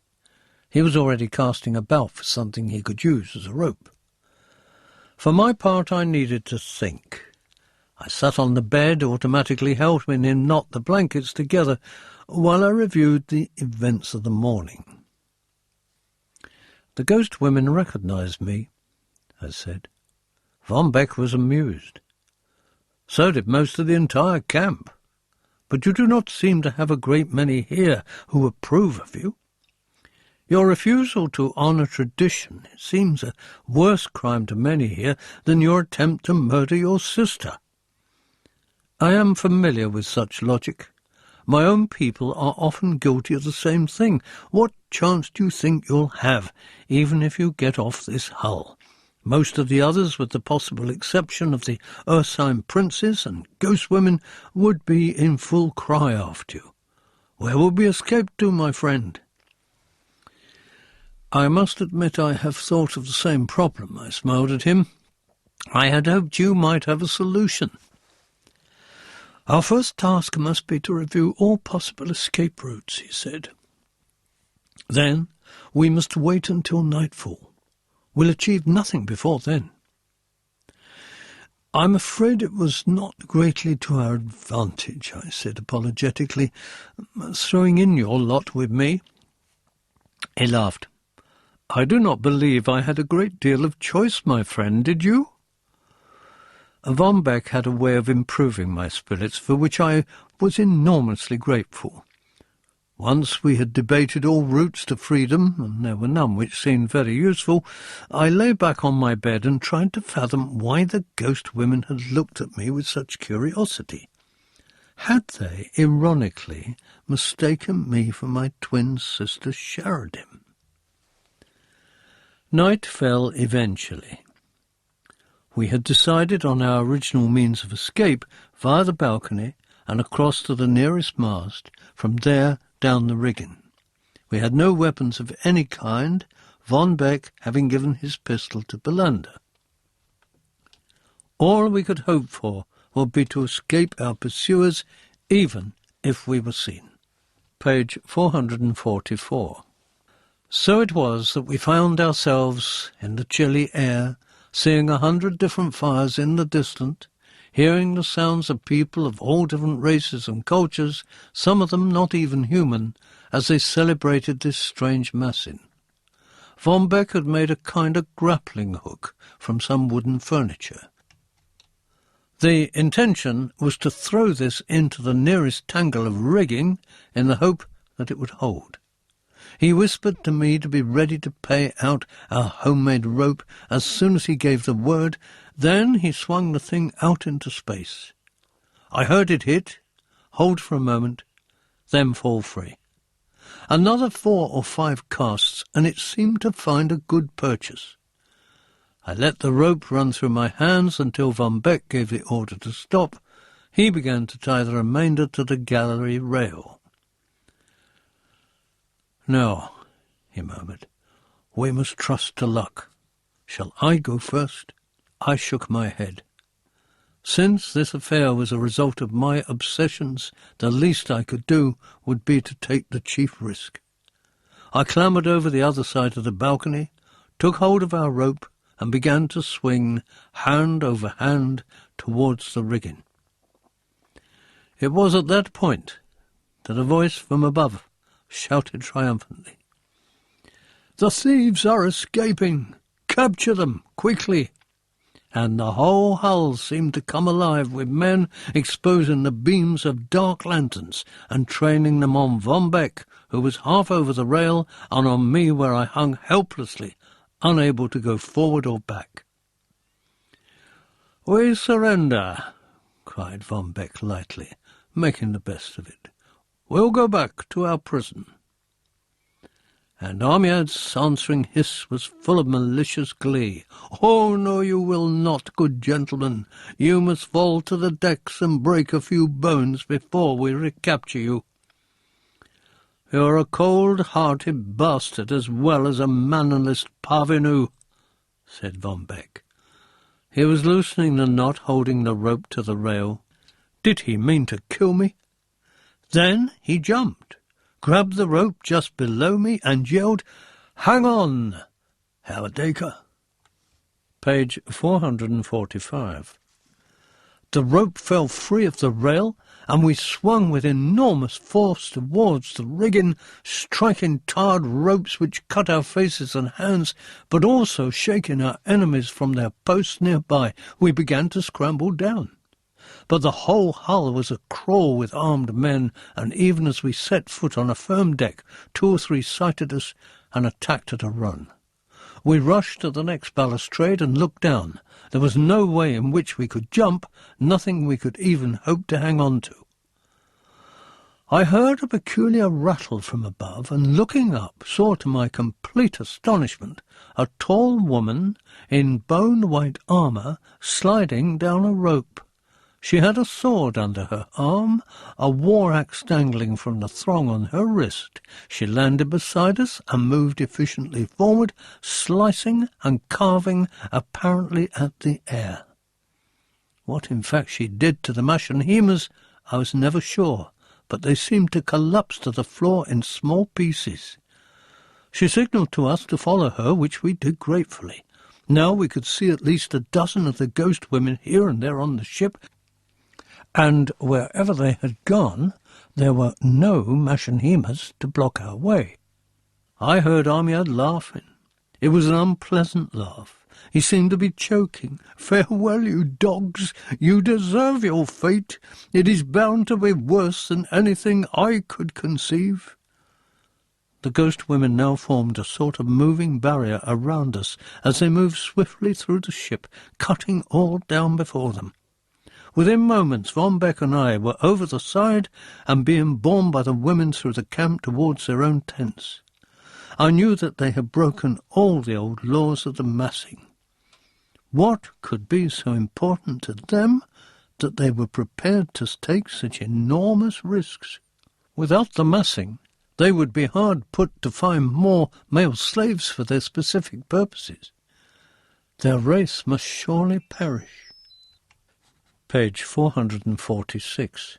I heard Von Beck say to me in a voice which shook, "I think we are their prisoners, my friend, rather than their guests. What on earth can their purpose be with us?" One of the women said sternly, "Be silent. Our future and our very existence are now in question. We came to find you, not to fight those others. Now we must leave at once." "Leave?" I felt my stomach begin to turn. "Where are you taking us?" "To Keistenheim, of course." I heard Von Beck utter one of his wild laughs. "Oh, this is too much for me. I've escaped Hitler's torturers, only to be someone's Christmas goose. I trust you'll find me tasty, ladies. I am rather leaner than either of us would like at present." They had carried us up to one of their slender white ships. Now we were bundled over the side. I could hear oars being unshipped. "Well, Von Beck," I said to my friend, "at least we are to solve the mystery of Keistenheim at first hand." I sat upright in the boat. Nobody restrained me, as, supporting myself on a wooden seat, I got to my feet and looked out over black water. Behind us were the fires and huge shadows of the massing ground. I was certain I would never see it again. I turned to address the woman who had led the raid on the hull. "Why did you risk all you value? You can never attend another massing, surely. I still do not know if I should be grateful to you or not." She was loosening her armour, unstrapping a visor plate.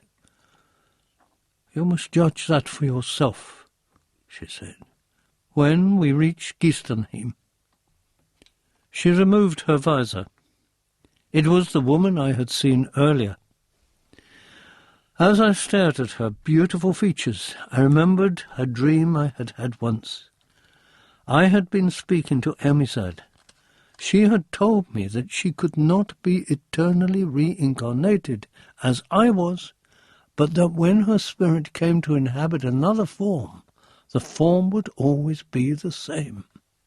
Page 447. And she would always love me. I saw no recognition in this face, yet tears came to my eyes as I looked at her. I said, "Is it you, Amizad?" The woman regarded me in some surprise. "My name is Alizard," she said. "Why are you weeping?"